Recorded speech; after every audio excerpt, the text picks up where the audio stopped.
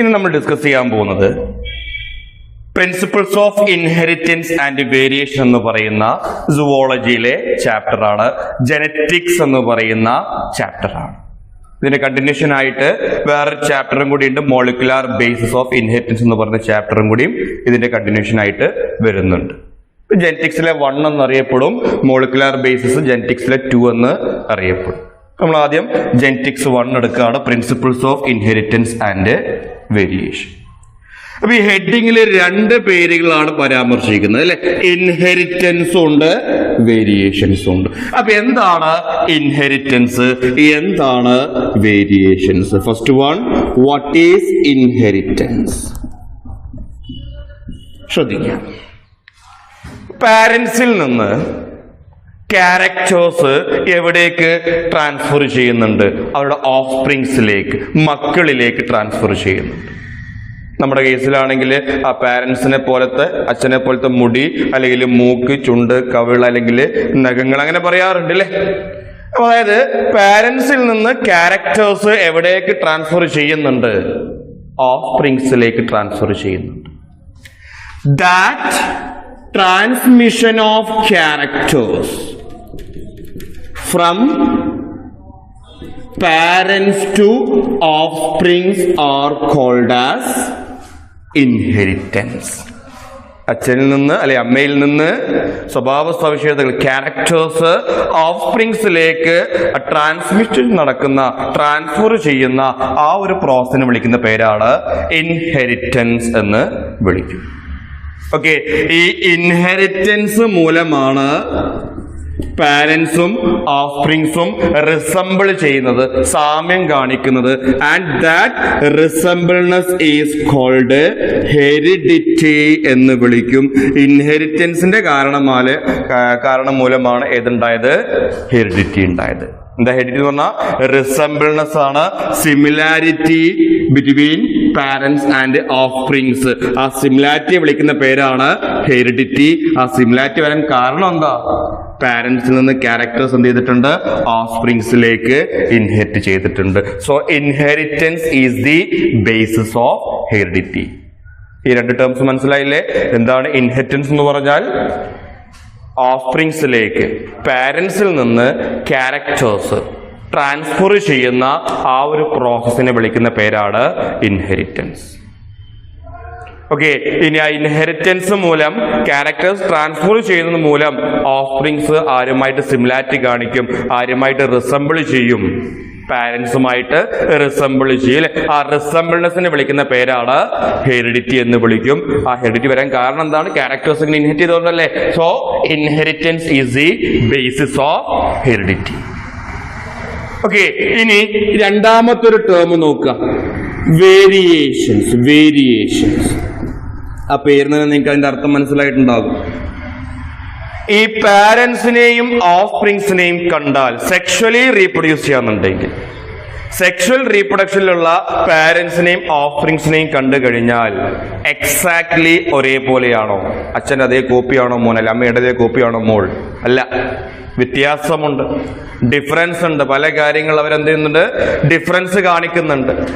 ആ degree of ഡിഫറൻസിനെയാണ് എത്രത്തോളം പാരന്റ്സിൽ നിന്ന് ഓഫ്സ്പ്രിങ്സ് ഡിഫർ ചെയ്യുന്നുണ്ട്, that degree of difference between parents and offsprings are called as variation. ഇങ്ങനെ വേരിയേഷൻ കാണിച്ചിട്ടാണ് പുതിയ ഓർഗാനിസംസ് ഇവോൾവ് ചെയ്യുന്നത്. ആ പ്രോസസ്സിനെ വിളിക്കുന്ന പേരാണ് ഇവല്യൂഷൻ. അപ്പൊ വേരിയേഷൻ മൂലം എന്ത് സംഭവിക്കുന്നു? ഇവല്യൂഷൻ സംഭവിക്കുന്നു. ഇവല്യൂഷന്റെ ബേസിസ് ആണ് ആര്? വേരിയേഷൻ. ഇങ്ങനെ ഡിഫറൻസ് കാണിച്ചാണ് പുതിയ ഓർഗാനിസംസ്, പുതിയ സ്പീഷീസുകൾ ഇവോൾവ് ചെയ്യുന്നത്, ഇവല്യൂഷൻ സംഭവിക്കുന്നത്. So variations are the basis of evolution. ഈ 2 ടേം മനസ്സിലായില്ലേ? ക്യാരക്ടേഴ്സ് ഓഫ്സ്പ്രിങ്സിലേക്ക് ട്രാൻസ്മിറ്റ് ചെയ്യുന്ന പ്രോസസ് ഇൻഹെറിറ്റൻസ്. അതുമൂലം പാരന്റ്സും ഓഫ്സ്പ്രിങ്സും റിസംബിൾ ചെയ്യും. ആ റിസംബിൾനെസ്സിനെ വിളിക്കുന്ന പേരാണ് ഹെറിഡിറ്റി. അപ്പോ ഹെറിഡിറ്റിയുടെ ബേസിസ് ആണെന്ത്? ഇൻഹെറിറ്റൻസ്. ഇനി പാരന്റ്സും ഓഫ്സ്പ്രിങ്സും ഒരേപോലെയാണോ? അല്ല, വ്യത്യാസമുണ്ട്. That degree of difference between parents and offsprings are called variations എന്നാണ് വിളിക്കുക. ഈ വേരിയേഷൻ മൂലമാണ് പുതിയ സ്പീഷീസുകൾ ഇവോൾവ് ചെയ്യുന്നത്, ഇവല്യൂഷൻ നടക്കുന്നത്. സോ ഇവല്യൂഷന്റെ ബേസിസ് എന്ന് പറഞ്ഞാലാണ് വേരിയേഷൻ ആണ്. ഇനി ഒരു ടേം കൂടി നമുക്ക് പഠിക്കാനുണ്ട്, ജെനറ്റിക്സ്. ജെനറ്റിക്സ് ഓക്കെ, ബയോളജിയുടെ ഒരു ബ്രാഞ്ച് ആണ് ജെനറ്റിക്സ്. ദാറ്റ് ഡീൽസ് വിത്ത് ഇത്തരത്തിലുള്ള ക്യാരക്ടേഴ്സിന്റെ ഇൻഹെറിറ്റൻസും ഓഫ്സ്പ്രിംഗ് നമ്മൾ വ്യത്യാസങ്ങൾ, വേരിയേഷൻസിനെ കുറിച്ച് പഠിക്കുന്ന, ഇൻഹെറിറ്റൻസിനെയും വേരിയേഷനെയും കുറിച്ച് പഠിക്കുന്ന ബയോളജിയുടെ ആ ഒരു ബ്രാഞ്ചിനെ വിളിക്കുന്ന പേരാണ് genetics. It is the branch of biology that deals with inheritance and variation. ക്യാരക്ടേഴ്സിന്റെ ഇൻഹെറിറ്റൻസും വേരിയേഷൻസിനെയും കുറിച്ച് പഠിക്കുന്ന ബയോളജിയുടെ ബ്രാഞ്ചാണ് ജെനറ്റിക്സ്. ഓക്കെ, ജെനറ്റിക്സ് പണ്ട് കാലം മുതലേ BC ടൈംസ് മുതൽ തന്നെ 8000 BCയിൽ തന്നെ എന്തുണ്ട്, ജെനറ്റിക്സിന് ബിഫോർ ക്രൈസ്റ്റിൽ തന്നെ ജെനറ്റിക്സ് സ്റ്റാർട്ട് ചെയ്തിട്ടുണ്ട്. പക്ഷെ ഇതൊരു ബ്രാഞ്ച് ആയിട്ടൊന്നുമില്ല. ഈ ജെനറ്റിക്സിലെ കുറച്ച് കാര്യങ്ങൾ അന്ന് മുതലേ ആളുകൾക്ക് അറിയാം. അതായത് പാരന്റ്സിൽ നിന്ന് കുട്ടികളിലേക്ക് ക്യാരക്ടർ വരുന്നുണ്ട്, പാരന്റ്സിനെ പോലെ കുട്ടികൾ ഉണ്ടാകുന്നുണ്ട്, എന്നാൽ പാരന്റ്സിൽ നിന്ന് വ്യത്യാസവും കുട്ടികൾക്ക് വരുന്നുണ്ട് എന്നുള്ള കാര്യമൊക്കെ പണ്ട് മുതലേ ആളുകൾക്ക് അറിയാം. 8000 BC മുതൽ അറിയാം. അന്നൊരു ബ്രാഞ്ച് ആയിട്ടൊന്നും ഇത് വളർന്നിട്ടില്ലെങ്കിൽ പോലും ഇതിന്റെ ബേസിക് കൺസെപ്റ്റുകൾ എല്ലാവർക്കും അറിയാം. അപ്പൊ അത് പഠിക്കാത്ത ആളുകൾക്കും ജെനറ്റിക്സ് പഠിക്കാത്ത ആളുകൾക്കും ഏത് വിവരം ഉണ്ടാകും? പാരന്റ്സിനെ പോലെ കുട്ടികളിലേക്ക് ക്യാരക്ടർ വരാം, എന്നാൽ പാരന്റ്സിൽ നിന്ന് കുട്ടികൾക്ക് എന്തുണ്ടാകാം? വ്യത്യാസം ഉണ്ടാകാം. എല്ലാവർക്കും അറിയുന്ന കാര്യമാണ്. അത് അന്നത്തെ ആളുകൾക്കും അറിയാം. അതിന്റെ ബേസിൽ ഇവര് ബ്രീഡിംഗ് പ്രോഗ്രാംസ് ഒക്കെ നടത്തിയിട്ടുണ്ട്. ഓക്കെ, ജെനറ്റിക്സിന്റെ ബേസിൽ ഒരുപാട് ബ്രീഡിംഗ് പ്രോഗ്രാംസ്, അതായത് 2 സുപ്പീരിയർ ബ്രീഡ്സിന്, ഇപ്പൊ കൗവിന്റെ കേസിലാണെങ്കിൽ മിൽക്ക് പ്രൊഡക്ഷൻ കൂടുതലുള്ള ഡിസീസ് റെസിസ്റ്റൻസ് ഉള്ള 2 കൗകളെ തമ്മിൽ മേറ്റ് ചെയ്താൽ, ക്രോസ് ചെയ്താൽ ഉണ്ടാകുന്ന കുട്ടികൾക്കും അത്തരം ക്യാരക്ടേഴ്സ് വരില്ലേ? ബ്രീഡിംഗ് എന്ന് കേട്ടിട്ടില്ലേ? ഓക്കെ, ഇപ്പൊ അക്വേറിയം ഫിഷസ് ഒക്കെ ആണെന്നുണ്ടെങ്കിൽ നല്ല കളർഫുൾ ആയുള്ള ഫിഷിനെ ബ്രീഡ് ചെയ്യിപ്പിച്ചു കഴിഞ്ഞാൽ ഉണ്ടാകുന്ന കുഞ്ഞുങ്ങൾക്കൊന്നും ഉണ്ടാകും നല്ല കളറിംഗ് പാറ്റേൺ ഒക്കെ ഉണ്ടാകും. ആ ഒരു ധാരണ വെച്ച് ഇവർ ഒരുപാട് ബ്രീഡിംഗ് പ്രോഗ്രാംസ് ഒക്കെ നടത്തിയിട്ടുണ്ട്. അങ്ങനെ പഞ്ചാബിൽ ഡെവലപ്പ് ചെയ്ത ഒരു കൗ ആണ് സഹിവാൾ കൗ എന്ന് പറയുന്നത്. ഇത്തരത്തിലെ പഞ്ചാബിലാണ് ഇത്തരത്തിൽ ഡെവലപ്പ് ചെയ്തൊരു കൗ ആണ്, ബ്രീഡിംഗ് പ്രോഗ്രാം വഴി ഡെവലപ്പ് ചെയ്തൊരു കൗ ആണ്. ഒരുപാട് കാലങ്ങൾക്ക് മുമ്പ് തന്നെ ഡെവലപ്പ് ചെയ്തൊരു കൗ ആണ് സഹിവാൾ കൗ ഇൻ പഞ്ചാബ്. ഇതാണ് ജെനറ്റിക്സിന്റെ ഉള്ള ഇൻട്രൊഡക്ഷൻ ആയിട്ട് നമുക്ക് പറയാനുള്ളത്. എന്താണ് ഇൻഹെറിറ്റൻസ്, അതുമൂലം ഹെറിഡിറ്റി ഉണ്ടാകുന്നു. എന്താണ് വേരിയേഷൻ, അത് എവല്യൂഷന് കാരണമാകുന്നു. ഇനി ഇൻഹെറിറ്റൻസിനെയും വേരിയേഷനെയും കുറിച്ച് പഠിക്കുന്ന ബ്രാഞ്ചാണ് ജെനറ്റിക്സ്. അത് പണ്ട് കാലം മുതലേ ഉണ്ട്. ബ്രീഡിംഗ് പ്രോഗ്രാംസിനൊക്കെ ആ ഒരു കൺസെപ്റ്റ് പണ്ട് മുതലേ ഉപയോഗിച്ചിട്ടുണ്ട്. ഇതിനങ്ങനെ ഡെവലപ്പ് ചെയ്തൊരു കൗവാണ്, ബ്രീഡിംഗ് പ്രോഗ്രാമിലൂടെ പഞ്ചാബിൽ ഡെവലപ്പ് ചെയ്തൊരു കൗവാണ് സഹിവാൾ കൗ. മിൽക്ക് പ്രൊഡക്ഷൻ ഡിസീസ് റെസിസ്റ്റൻസ് ഒക്കെ വളരെ കൂടുതലുള്ള ഒരു കൗവാണ് സഹിവാൾ കൗ. അപ്പൊ എന്താണ് ജെനറ്റിക്സ്? നമ്മൾ പറഞ്ഞു ജെനറ്റിക്സ് BC ടൈംസ് മുതലേ അതിന്റെ കൺസെപ്റ്റ് ആളുകൾക്ക് അറിയാമെന്നും പറഞ്ഞു. എന്നാൽ ജെനറ്റിക്സില് ഇൻഹെറിറ്റൻസിന് വേണ്ടിയിട്ടൊക്കെ കുറച്ച് ലോസ് എക്സ്പെരിമെന്റിലൂടെ കണ്ടെത്തിയ ഒരാളാണ് ഗ്രിഗർ ജൊഹാൻസ് മെന്റൽ. ആദ്യമായിട്ട് ജെനറ്റിക്സിന് വേണ്ടിയിട്ട് കുറച്ച് ലോസ്, കുറച്ച് പ്രിൻസിപ്പിൾസ് കൊണ്ടുവന്ന ആളാണ് ഗ്രിഗർ ജൊഹാൻസ് മെന്റൽ എന്ന് പറയും. എക്സ്പെരിമെന്റിലൂടെ അദ്ദേഹം കുറച്ച് എക്സ്പെരിമെന്റ് നടത്തിയിട്ടുണ്ട്. അതിൽ കിട്ടിയ കാര്യങ്ങളാണ്, നിഗമനങ്ങളാണ് അദ്ദേഹം ഇത്തരത്തിൽ ജെനറ്റിക്സിന്റെ പ്രിൻസിപ്പിൾസ് ആയിട്ട്. അങ്ങനെ ആദ്യമായിട്ട് ജെനറ്റിക്സിന് കുറച്ച് പ്രിൻസിപ്പിൾ എക്സ്പെരിമെന്റിലൂടെ കണ്ടുപിടിച്ച വ്യക്തിയാണ് ആര്? Gregor Johann Mendel. He was an Austrian monk. ഒരു പുരോഹിതനാണ്, ഒരു പൂർ ഫാമിലിയിൽ വളർന്നു വന്നതാണ്. അങ്ങനെ പുരോഹിതനായതാണ്. ഓക്കെ, ഓസ്ട്രിയൻ മോങ്ക് ആണ് അദ്ദേഹം. ഇദ്ദേഹത്തിന്റെ ആ പള്ളിയുടെ ഒരു മോങ്ക് എന്ന് പറയുന്നത് പള്ളി ഉണ്ടാവും, ചർച്ച് ഉണ്ടാവും. ആ ചർച്ചിന്റെ പരിസരത്ത് തന്നെയാണ് അദ്ദേഹം എക്സ്പെരിമെന്റ് നടത്തിയത്. 1856 മുതൽ 1863 വരെയുള്ള കാലഘട്ടം, അതായത് 7 വർഷത്തോളമാണ് അദ്ദേഹത്തിന്റെ എക്സ്പെരിമെന്റ് കാലഘട്ടം. അദ്ദേഹം എക്സ്പെരിമെന്റിന് വേണ്ടി ഉപയോഗിച്ച ചെടി എന്ന് പറയുന്നത് പൈസം സറ്റൈം. എക്സ്പെരിമെന്റൽ പ്ലാന്റ് എന്ന് പറയുന്നത് പൈസം സറ്റൈം ആണ്. പൈസം സറ്റൈം എന്ന് പറയുന്നത് garden pea plant. P plant simple ആയിട്ട് പറയാം. ശരിക്കും നോക്കുകയാണെങ്കിൽ പൈസം സറ്റേം എന്ന് പറയുന്ന സയന്റിഫിക് നെയിം ആണ്. പൈസം സറ്റേം എന്ന് പറയുന്ന ഗാർഡൻ പീ പ്ലാന്റ് ആണ്. അദ്ദേഹം 7 വർഷത്തോളമായിട്ട് എക്സ്പെരിമെന്റ് നടത്തിയത്. ഇനി എങ്ങനത്തെ എക്സ്പെരിമെന്റ് നടത്തിയെന്ന് അറിയോ? ഹൈബ്രിഡൈസേഷൻ എക്സ്പെരിമെന്റ് നടത്തിയത്. ഏത് എക്സ്പെരിമെന്റ് ആയിരുന്നു? ഹൈബ്രിഡൈസേഷൻ എക്സ്പെരിമെന്റ് ആണ്. എന്താണ് ഹൈബ്രിഡൈസേഷൻ എക്സ്പെരിമെന്റ് അറിയോ? ഇതൊരു പയറ് ചെടി എന്ന് വിചാരിക്കുക. ഇതൊരു പയറ് ചെടിയാണ്. ഇത് ആ പയറ് ചെടിയിലെ ഫ്ലവർ ആണ്. ഫ്ലവറില് മെയിൽ റീപ്രൊഡക്റ്റീവ് പാർട്സ് ഉണ്ട്, അതേപോലെ തന്നെ ഫീമെയിൽ റീപ്രൊഡക്റ്റീവ് പാർട്സും ഉണ്ട്. ഓക്കെ, ഇത് മെയിൽ റീപ്രൊഡക്റ്റീവ് പാർട്ടാണ്, ഇത് ഫീമെയിൽ റീപ്രൊഡക്റ്റീവ് പാർട്ട്. ഇതേപോലെ വേറൊരു സ്വഭാവമുള്ള ഒരു പയറ് ചെടിയുണ്ട്. ഇത് ആ പയറ് ചെടിയിലെ ഫ്ലവർ ആണ്. അതിനും ഇതേപോലെ മെയിൽ റീപ്രൊഡക്റ്റീവ് പാർട്ട് ഉണ്ട്, ഫീമെയിൽ റീപ്രൊഡക്റ്റീവ് പാർട്ട് ഉണ്ട്. 2 പ്ലാന്റ്സ്, 2 പീ പ്ലാന്റ്സ്. ദെൻ ഈ പീ പ്ലാന്റ്സിൽ നിന്ന് പോളൻ ഗ്രെയിൻസിനെ എടുത്ത് എവിടേക്ക്? അടുത്ത പീ പ്ലാന്റിന്റെ ഫീമെയിൽ റീപ്രൊഡക്റ്റീവ് പാർട്ടിലേക്ക് എന്ത് ചെയ്യുക? ട്രാൻസ്ഫർ ചെയ്യുക. ദെൻ ഫെർട്ടിലൈസേഷനും മറ്റു കാര്യങ്ങളൊക്കെ ഇവിടെ നടക്കും. ഇവിടെ എന്ത് ഡെവലപ്പ് ചെയ്യും? ഫ്രൂട്ട്, അല്ലെങ്കിൽ ഫ്രൂട്ടിന്റെ അകത്ത് എന്ത് ഡെവലപ്പ് ചെയ്യും? സീഡ്സ് ഡെവലപ്പ് ചെയ്യും. ആ സീഡ്സ് ജെർമിനേറ്റ് ചെയ്താൽ പുതിയൊരു പ്ലാന്റ് കിട്ടൂലേ? ആ പുതിയ പ്ലാന്റില് ഈ പാരന്റ്സിന്റെ ക്യാരക്ടേഴ്സ് ഏത് റേഷ്യോയിലാണ് വന്നത്, എത്രത്തോളം വന്നു എന്നൊക്കെ മനസ്സിലാക്കുന്ന എക്സ്പെരിമെന്റ് ആണ് ഇത് ഹൈബ്രിഡൈസേഷൻ എക്സ്പെരിമെന്റ്. മനസ്സിലായില്ലേ? 2 ക്യാരക്ടേഴ്സ് ഉള്ള പാരന്റ്സിനെ തമ്മിൽ എന്ത് ചെയ്യാണ്? ആർട്ടിഫിഷ്യൽ പോളിനേഷൻ നടത്തിയിട്ട് സീഡ്സ് ഡെവലപ്പ് ചെയ്യാണ്. ആ സീഡ്സ് ജെർമിനേറ്റ് ചെയ്തിട്ട് പുതിയ ജനറേഷൻ ഉണ്ടാകുകയാണ്. ആ ജനറേഷനിൽ എത്രത്തോളമാണ് ആ പാരന്റൽ ക്യാരക്ടേഴ്സ് വന്നത്, ഏതൊക്കെ റേഷ്യോയിലാണ് ആ ക്യാരക്ടേഴ്സ് വന്നത് എന്നൊക്കെ മനസ്സിലാക്കുന്ന എക്സ്പെരിമെന്റ് ആണ് ഹൈബ്രിഡൈസേഷൻ എക്സ്പെരിമെന്റ്. ദെൻ ഈ ഹൈബ്രിഡൈസേഷൻ എക്സ്പെരിമെന്റ് ബേസില് അദ്ദേഹം കുറച്ച് ലോസ്, കുറച്ച് പ്രിൻസിപ്പിൾസ് പ്രപ്പോസ് ചെയ്തിട്ടുണ്ട്. ആ ലോസിനെ വിളിക്കുന്ന പേരാണ് പ്രിൻസിപ്പിൾസ് ഓഫ് ഇൻഹെറിറ്റൻസ് എന്ന് വിളിക്കും, അല്ലെ ലോസ് ഓഫ് ഇൻഹെറിറ്റൻസ് എന്ന് വിളിക്കും. 1865 അദ്ദേഹം ഈ റിസൾട്ട് ഒക്കെ എന്ത് ചെയ്തു? പബ്ലിഷ് ചെയ്തു. റിസൾട്ട് ഒക്കെ എന്ത് ചെയ്തു? പബ്ലിഷ് ചെയ്തു.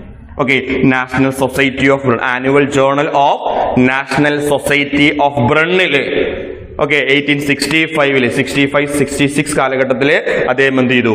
അദ്ദേഹം ഈ കണ്ടെത്തിയ കാര്യങ്ങളൊക്കെ പബ്ലിഷ് ചെയ്തു. കാരണം കണ്ടെത്തിയ കാര്യം പുറം ലോകത്ത് അറിയിക്കണമല്ലോ, അതിനുവേണ്ടി എന്ത് ചെയ്തു? അദ്ദേഹം പബ്ലിഷ് ചെയ്തു. പക്ഷേ ഈ മെന്റലിന്റെ ഫൈൻഡിങ്സ് അന്ന് ആളുകൾക്ക് അത്രത്തോളം മനസ്സിലായില്ല. അതിന് ഒരുപാട് റീസൺസ് പറയുന്നുണ്ട്. കുറച്ച് റീസൺസ് ഞാൻ ഇവിടെ എഴുതുകയാണ്. ആ കാലഘട്ടത്ത് ബയോളജിസ്റ്റിനൊക്കെ ദൈവം എന്ന് പറഞ്ഞ ഡാർവിനാണ്. ഈ ഡാർവിനിസം ആണ് എല്ലാവരുടെയും മൈൻഡില് ഉള്ളത്. ഓക്കെ, ഡാർവിനിസത്തിൽ പ്രീ ഒക്യുപ്പൈഡ് ആണ് സയന്റിഫിക് വേൾഡിന്റെ, ബയോളജിക്കൽ വേൾഡിന്റെ മൈൻഡ് സെറ്റ്. അപ്പോൾ ഡാർവിനിസം എന്ന് പറഞ്ഞ കൺസെപ്റ്റ് വിശ്വസിച്ചു പോകുന്ന ആളുകള് ഈ മെന്റൽ എന്ന് പറയുന്ന ആളുടെ കണ്ടെത്തൽ എത്രത്തോളം എന്ത് ചെയ്തില്ല? കാര്യമാക്കിയില്ല. അതൊരു റീസൺ ആയിട്ട് പറയുന്നുണ്ട്. ഓക്കെ, സയന്റിസ്റ്റിന്റെ മൈൻഡിലൊക്കെ എന്ത് പ്രീ ഒക്യുപ്പൈഡ് ആണ്? ഡാർവിന്റെ കൺസെപ്റ്റുകൾ പ്രീ ഒക്യുപ്പൈഡ് ആണ്. അതുകൊണ്ട് മെന്റലിന്റെ ഫൈൻഡിങ്സിനാരും വില കൊടുത്തില്ല എന്ന് വേണമെങ്കിൽ പറയാം. രണ്ടാമത്തെ റീസൺ ആണ് ഇതിൽ ഒരുപാട് മാത്തമാറ്റിക്കൽ കാൽക്കുലേഷൻസ് ഉണ്ട്, ഒരുപാട് സ്റ്റാറ്റിസ്റ്റിക്കൽ അനാലിസിസുകൾ ഉൾപ്പെടുത്തിയിട്ടുണ്ട്, മെന്റലിൽ ഉൾപ്പെടുത്തിയിട്ടുണ്ട്. ഇതേം ഈ റിസൾട്ടുകളിലേക്ക് എത്തിയത് ഓക്കെ ആ ഒരു ലോസിലേക്ക് എത്താൻ കാരണമായിട്ട് ഒരുപാട് മാത്തമാറ്റിക്കൽ കാൽക്കുലേഷൻസ്, റേഷ്യോ ഉണ്ട്, പ്രോബിലിറ്റി ഒക്കെ ഉണ്ട്. അതൊന്നും അന്നത്തെ ബയോളജിക്കൽ വേൾഡിന് എന്ത് ചെയ്തില്ല, അല്ലെ സയന്റിഫിക് വേൾഡിന് എന്ത് ചെയ്തില്ല, മനസ്സിലാക്കാൻ പറ്റിയില്ല, അല്ലെ ദഹിച്ചില്ല എന്ന് വേണമെങ്കിൽ പറയാം. അപ്പൊ ഒരുപാട് മാത്തമാറ്റിക്കൽ കാൽക്കുലേഷൻ ഉൾപ്പെടുത്തിയതും അന്ന് ഇദ്ദേഹത്തിന്റെ ഈ ഫൈൻഡിങ് അംഗീകരിക്കാൻ സാധിച്ചില്ല എന്നാണ് പറയുന്നത്. വേറെയും ഒരുപാട് കാരണങ്ങളുണ്ട്. ഈ മെന്റലിന്റെ ഒരു ക്യാരക്ടർ നോക്കാന്നുണ്ടെങ്കിൽ ഒരു തണുത്ത പ്രകൃതക്കാരനെന്ന് വേണമെങ്കിൽ പറയാം. അതായത് അത്രത്തോളം എന്ത് ചെയ്യാൻ പറ്റില്ല, എക്സ്പ്രസീവ് അല്ല. ഈ കാര്യങ്ങൾ മറ്റൊരാളെ ബോധവാന്മാരാക്കാൻ അല്ലെങ്കിൽ പറഞ്ഞ് മനസ്സിലാക്കി കൊടുക്കുക അത്രത്തോളം ഒരു സോഷ്യൽ അല്ല മെന്റൽ എന്ന് പറയുന്നത്. ഒരു തണുത്ത പ്രകൃതക്കാരനാണ്. ആ ഒരു സ്വഭാവവും എന്തിന് കാരണമായിട്ടുണ്ട്? ആളുകൾക്ക് ഈ ഒരു കൺസെപ്റ്റ് എത്താതിരിക്കാൻ. ഓക്കെ, സയന്റിഫിക് വേൾഡിന് ഇതെന്താണെന്ന് ശരിക്കും മനസ്സിലാക്കി കൊടുക്കാൻ ആരെ കൊണ്ട് പറ്റിയിട്ടില്ല? മെന്റലിനെ കൊണ്ട് പറ്റിയിട്ടില്ല. ഓക്കെ, ഇങ്ങനെ പല കാരണത്താലും മാത്തമാറ്റിക്സ് ഉൾപ്പെടുത്തിയത് കൊണ്ട്, ദെൻ ഡാർവിനിസം എല്ലാവരും വിശ്വസിച്ച് പോകുന്നത് കൊണ്ട്, അതേപോലെ തന്നെ മെന്റൽ എന്ന് പറയുന്നൊരു കൂൾ പേഴ്സൺ ആണ്. അതായത് കൂൾ പേഴ്സൺ മീൻസ് അത് അത്രത്തോളം എക്സ്പ്രസീവ് അല്ല എന്നാണ് ഉദ്ദേശിക്കുന്നത്. അതുകൊണ്ടൊക്കെ തന്നെ ഈ ഒരു കൺസെപ്റ്റ് അദ്ദേഹം പബ്ലിഷ് ചെയ്ത സമയത്ത് ആരും എന്ത് ചെയ്തില്ല? അംഗീകരിച്ചില്ല. പിന്നീട് 90s 1900 കാലഘട്ടത്തിലെ 3 സയന്റിസ്റ്റുകൾ, Hugo de Vries, Carl Correns, then Alexander von Tschermak. ഈ 3 സയന്റിസ്റ്റുകളും ഇത്തരത്തിലുള്ള ഹൈബ്രിഡൈസേഷൻ എക്സ്പെരിമെന്റ് പോലെയുള്ള എക്സ്പെരിമെന്റ് നടത്തി. ഇവർക്ക് മനസ്സിലായ കാര്യങ്ങളും എന്തുതന്നെയാണ്? ഇൻഡിപെൻഡന്റ് ആയിട്ടോ, ഈ 3 സയന്റിസ്റ്റുകൾ ഇൻഡിപെൻഡന്റ് ആയിട്ട് ഒരുപാട് എക്സ്പെരിമെന്റ് നടത്തി. അവരും അവസാനം എത്തിച്ചേർന്നത് 1865 മെന്റൽ കണ്ടെത്തിയ കാര്യങ്ങൾ എന്തൊക്കെയാണോ അവിടേക്ക് തന്നെയാണ് ആരും എത്തിയത്? കാൾ കോറൻസും വോൺ ഷെർമാർക്കും ഒക്കെ എത്തിയത്, ഡീവ്രീസ് ഒക്കെ എത്തിയത് മെന്റൽ എന്ന് പറഞ്ഞ അതേ കാര്യങ്ങളിലേക്ക് തന്നെയാണ്. അപ്പൊ മെന്റലിന്റെ കൺസെപ്റ്റുകൾ റീഡിസ്കവേർഡ് ചെയ്ത 3 സയന്റിസ്റ്റുകളാണ് ഹ്യൂഗോ ഡീവ്രീസും കോൾ കോറൻസും വോൺ ഷെർമാർ. പക്ഷെ മെന്റൽ അതിന് മുമ്പ് എന്ത് ചെയ്തിട്ടുണ്ട്? മരിച്ചു പോയിട്ടുണ്ട്. 90s മുമ്പ് തന്നെ 1882 എന്ത് ചെയ്തിട്ടുണ്ട്? മെന്റൽ എന്ത് ചെയ്തിട്ടുണ്ട്? മരിച്ചിട്ടുണ്ട്. അപ്പൊ അദ്ദേഹത്തിന്റെ മരണശേഷമാണ് മെന്റൽ എന്ന് കണ്ടെത്തിയ കാര്യങ്ങളൊക്കെ, 40-50 വർഷങ്ങൾക്ക് മുമ്പ് കണ്ടെത്തിയ കാര്യങ്ങളൊക്കെ ശരിയാണെന്ന് ഈ 3 സയന്റിസ്റ്റുകൾ, റിനൗഡ് സയന്റിസ്റ്റുകളാണ് ഹ്യൂഗോ ഡീവ്രീസും കോൾ കോറൻസും ഷെർമാർക്കും കണ്ടെത്തിയത്. ഇപ്പോ ഫാദർ ഓഫ് ജനറ്റിക്സ് ആയിട്ട് പരിഗണിക്കുന്നത് ആരെയാണ്? ഗ്രിഗർ ജൊഹാൻസ് മെന്റൽ ആണ്. ദെൻ ബാറ്റ്സൺ എന്ന് പറയുന്ന സയന്റിസ്റ്റ് ഉണ്ട്, ജനറ്റിക്സിലെ ഏറ്റവും പ്രധാനപ്പെട്ട ഒരു സയന്റിസ്റ്റ് തന്നെയാണ് ബാറ്റ്സൺ. അതുപോലെ മോർഗൻ ഒക്കെ ജനറ്റിക്സിലെ ഏറ്റവും പ്രധാനപ്പെട്ട സയന്റിസ്റ്റുകൾ തന്നെയാണ്. ബാറ്റ്സൺ ആണ് ഈ മെന്റലിന്റെ ഫൈൻഡിങ്സ് ഒക്കെ പിന്നീട് അപ്രൂവ് ചെയ്തത്. ഇവർ റീഡിസ്കവർ ചെയ്തു, അത് പിന്നെ അപ്രൂവ് ചെയ്ത് ഫാദർ ഓഫ് ജനറ്റിക്സ് മെന്റലാണ് ആദ്യമായിട്ട് ജനറ്റിക്സിന് കുറച്ച് കോൺട്രിബ്യൂഷൻസ് കൊടുത്തത് എന്ന് അപ്രൂവ് ചെയ്ത് ബോധ്യപ്പെടുത്തിയ ആരാണ്? ബാറ്റ്സൺ ആണ്. മോഡേൺ ജനറ്റിക്സിന്റെ ഫാദർ എന്ന് പറയുന്ന ആര് തന്നെയാണ്? ബാറ്റ്സൺ ആണ്. ഇത്രയാണ് മെന്റലിന്റെ കാര്യങ്ങൾ. ഇതിൽ നിങ്ങൾ മനസ്സിലാക്കേണ്ട കാര്യം, മെന്റലിന്റെ എക്സ്പെരിമെന്റൽ ഡ്യൂറേഷൻ എന്ന് പറയുന്നത് 1856 മുതൽ 1863 ആണ്, 7 വർഷമാണ്. മെന്റൽ എക്സ്പെരിമെന്റ് നടത്തിയ പ്ലാന്റ് എന്ന് പറയുന്നത് പൈസം സറ്റയുമാണ്. ഗാർഡൻ പീ പ്ലാന്റിലാണ് മെന്റൽ എക്സ്പെരിമെന്റ് നടത്തിയത്. ദെൻ ആ എക്സ്പെരിമെന്റ് ഏത് ടൈപ്പിൽ എക്സ്പെരിമെന്റ് ആയിരുന്നു? ഹൈബ്രിഡൈസേഷൻ എക്സ്പെരിമെന്റ് ആണ്. 2 പ്ലാന്റ്സിൽ 2 ക്യാരക്ടേഴ്സ് എടുത്ത പ്ലാന്റ്സിന് എന്ത് ചെയ്യുന്നു? ആർട്ടിഫിഷ്യൽ പോളിനേഷൻ നടത്തി സീഡ് ഉണ്ടാക്കി, സീഡ് ജെർമിനേറ്റ് ചെയ്ത് എത്രത്തോളം ക്യാരക്ടേഴ്സ് അതിൽ എക്സ്പ്രസ് ചെയ്തു എന്നൊക്കെ മനസ്സിലാക്കുന്ന എക്സ്പെരിമെന്റ് ആണ് ഹൈബ്രിഡൈസേഷൻ എക്സ്പെരിമെന്റ് നടത്തിയത്. അതിന്റെ ബേസിൽ അദ്ദേഹം കുറച്ച് ലോസ് ഓഫ് ഇൻഹെറിറ്റൻസ് പ്രപ്പോസ് ചെയ്തു. 1865 annual journal of national society of ബ്രണിൽ അത് പബ്ലിഷ് ചെയ്തു. പക്ഷേ അംഗീകരിച്ചില്ല. പല കാരണങ്ങൾ പറഞ്ഞു. ഡാർവിനിസത്തിന് പ്രീഒക്യുപ്പൈഡ് ആയതുകൊണ്ട് ഇദ്ദേഹത്തിന്റെ കൺസെപ്റ്റ് ആരും വില വെച്ചില്ല. ദെൻ ഒരുപാട് മാത്തമാറ്റിക്കൽ കാൽക്കുലേഷൻസ് ഉള്ളതുകൊണ്ടും ആളുകൾ വില വെച്ചില്ല. ദെൻ ഇദ്ദേഹത്തിന്റെ ഒരു ക്യാരക്ടർ നോക്കാന്നുണ്ടെങ്കിൽ അത്രത്തോളം എക്സ്പ്രസീവ് അല്ല, അത്രത്തോളം സോഷ്യൽ അല്ല. അതുകൊണ്ട് ആളുകൾക്ക് ഇത് മനസ്സിലാക്കാൻ പറ്റിയില്ല. അതുകൊണ്ടൊക്കെയാണ് അദ്ദേഹത്തിന്റെ ഈ ഒരു ഫൈൻഡിങ്സ് ഡിസ്കറേജ് ചെയ്തത് അല്ലെങ്കിൽ തഴഞ്ഞത്. പിന്നീട് 90s 3 സയന്റിസ്റ്റുകൾ, Hugo de Vries, Carl Correns, von Tschermak മെന്റലിന്റെ ഫൈൻഡിങ് റീഡിസ്കവർ ചെയ്തു. ബാറ്റ്സൺ അത് അപ്രൂവ് ചെയ്തു. മെന്റലാണ് ആദ്യമായിട്ട് ജനറ്റിക്സിന് കുറച്ച് കാര്യങ്ങൾ കണ്ടുപിടിച്ച് കൊടുത്തത് എന്നൊരു അർത്ഥത്തിൽ മെന്റലിനെയാണ് ഇപ്പോൾ ഫാദർ ഓഫ് ജനറ്റിക്സ് ആയിട്ട് കൺസിഡർ ചെയ്യുന്നത്. ഇത്രയും കാര്യങ്ങളൊക്കെ അല്ലേ ഇനി നമ്മൾ പഠിക്കാൻ പോകുന്നത്. അടുത്ത സെക്ഷനിൽ പഠിക്കാൻ പോകുന്നത് മെന്റലിന്റെ എക്സ്പെരിമെന്റ്സ് ആണ്. ആദ്യമായിട്ട് ജനറ്റിക്സിൽ എക്സ്പെരിമെന്റ് നടത്തിയ വ്യക്തി മെന്റലാണല്ലോ. അപ്പോൾ ജനറ്റിക്സ് ചാപ്റ്റർ പഠിക്കുമ്പോഴും മെന്റലിന്റെ എക്സ്പെരിമെന്റോട് കൂടി എന്തിനും തുടങ്ങും.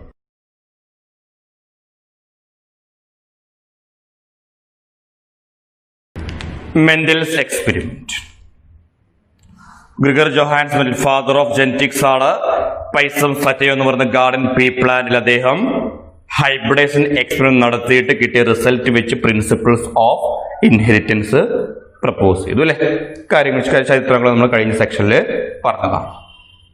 പിന്നെ എന്തായിരുന്നു മെന്റലിന്റെ എക്സ്പെരിമെന്റ്, അതിലേക്ക് നമ്മൾ വരികയാണ്. അപ്പൊ അതിന് മുമ്പായിട്ട്, എക്സ്പെരിലേക്ക് വരുന്നതിന് മുമ്പായിട്ട് കുറച്ച് കാര്യങ്ങൾ നമുക്ക് മനസ്സിലാക്കാനുണ്ട്. ഒന്നാമത്തെ കാര്യമാണ്, ഏതൊക്കെ ക്യാരക്ടേഴ്സിലാണ് മെന്റല് എക്സ്പെരിമെന്റ് നടത്തിയത്. ഓക്കെ, അങ്ങനെയാണ് പറയുന്നത്. Mental studied 7 pairs of characters for this hybridization experiment. ഒരു ക്യാരക്ടറിൽ മാത്രം റിസൾട്ട് കിട്ടിക്കഴിഞ്ഞാൽ അതങ്ങോട്ട് പബ്ലിഷ് ചെയ്യാൻ പറ്റൂല, റിപ്പീറ്റ് ചെയ്യണം. അതായത് അതേ റിസൾട്ട് തന്നെ മറ്റുള്ള ക്യാരക്ടേഴ്സിലൊക്കെ എന്ത് ചെയ്യണം, കിട്ടണം. അപ്പൊ അതിന് വേണ്ടിയിട്ട് അദ്ദേഹം ഒരു ക്യാരക്ടറിലല്ല 7 pairs of contrasting characters എടുത്തിട്ടാണ് ഈ ഒരു ഹൈബ്രിഡൈസേഷൻ എക്സ്പെരിമെന്റ് നടത്തിയത്. അപ്പൊ ഏതൊക്കെയാണ് ആ മെന്റൽ സെലക്ട് ചെയ്ത ക്യാരക്ടേഴ്സ്, അതിന്റെ കോൺട്രാസ്റ്റിംഗ് വെറൈറ്റീസ്, ഡിസ്റ്റിങ്റ്റീവ് ഫോംസ് ഏതൊക്കെയാണെന്ന് നമുക്ക് നോക്കാം. അപ്പൊ ഒന്നാമത്തെ ക്യാരക്ടർ ആയിട്ട് മെന്റൽ സെലക്ട് ചെയ്തത് സ്റ്റെം ഹൈറ്റ് ആണ്. Stem height. ഈ സ്റ്റെം ഹൈറ്റിലുള്ള 2 കോൺട്രാസ്റ്റിംഗ് ക്യാരക്ടർ, ഒന്ന് അതിന്റെ കോൺട്രാസ്റ്റിംഗ് വെറൈറ്റീസ്, ടോൾ പീ പ്ലാന്റുകളുണ്ട്, അതേപോലെ എങ്ങനത്തെ പീ പ്ലാന്റുകളുണ്ട്, ഡോഫ് പീ പ്ലാന്റുകളുണ്ട്. 2 വെറൈറ്റീസ്. അപ്പൊ ഒന്നാമത്തെ ക്യാരക്ടർ കിട്ടി. രണ്ടാമത്തതായിട്ട് അദ്ദേഹം സെലക്ട് ചെയ്തത് സീഡ് ഷേപ്പ് ആണ്. സീഡ് ഷേപ്പ്, വിത്തിന്റെ ആകൃതിയാണ്. അതും 2 വെറൈറ്റി ഉണ്ട്. റൗണ്ട് സീഡും ഉണ്ട്, അതിന് ഉരുണ്ട വിത്തും ഉണ്ട്, ഇതേപോലെ ചുളുങ്ങിയ വിത്തും ഉണ്ട്. ടോളും ഡോർഫും ഞാൻ വരക്കേണ്ട ആവശ്യമില്ലല്ലോ. റിങ്കിൾഡ്, ഉരുണ്ടതും ചുളുങ്ങിയതും. മൂന്നാമതാണ് സീഡ് കളർ. സീഡ് കളർ അതിൽ 2 വെറൈറ്റീസ് ആണ്. യെല്ലോ സീഡ് തരുന്നവരുണ്ട്, അതേപോലെ തന്നെ ഗ്രീൻ സീഡ് തരുന്നവരുണ്ട്. 2 കോൺട്രാസ്റ്റിംഗ് ട്രേറ്റ്സ് ആണ്, യെല്ലോ ആൻഡ് ഗ്രീൻ. ദെൻ നാലാമത്തൊരു ക്യാരക്ടറാണ് flower colour. Flower colour purple and white എന്ന് പറയാറുണ്ട്. പക്ഷെ NCERT പർപ്പിൾ അല്ല കൊടുത്തിരിക്കുന്നത്, വയലറ്റ് ആൻഡ് വൈറ്റ് ആണ്. വയലറ്റ് കളറും ഉണ്ട്, വൈറ്റ് കളറും ഉണ്ട്. Okay, then flower colour 2 type കേട്ടോ, 2 വെറൈറ്റീസ്. അഞ്ചാമതാണ് ഫ്ലവർ പൊസിഷൻ. ഫ്ലവർ പൊസിഷൻ എവിടെയാണ് പൂവ് കാണപ്പെടുന്നത്, അത് 2 തരത്തിലുണ്ട്. ഇത് ഫ്ലവർ, ഇത് ലീഫ് ആണെങ്കിൽ, ഇത് ലീഫ് ആണെന്ന് വിചാരിക്കുക. അതിൽ ചില പീ പ്ലാന്റില് ആ ഫ്ലവർ വരുന്നത് ഇവിടെയാണ്, ഈ ലീഫിന്റെ ആക്സിസിലാണ് വരുന്നത്.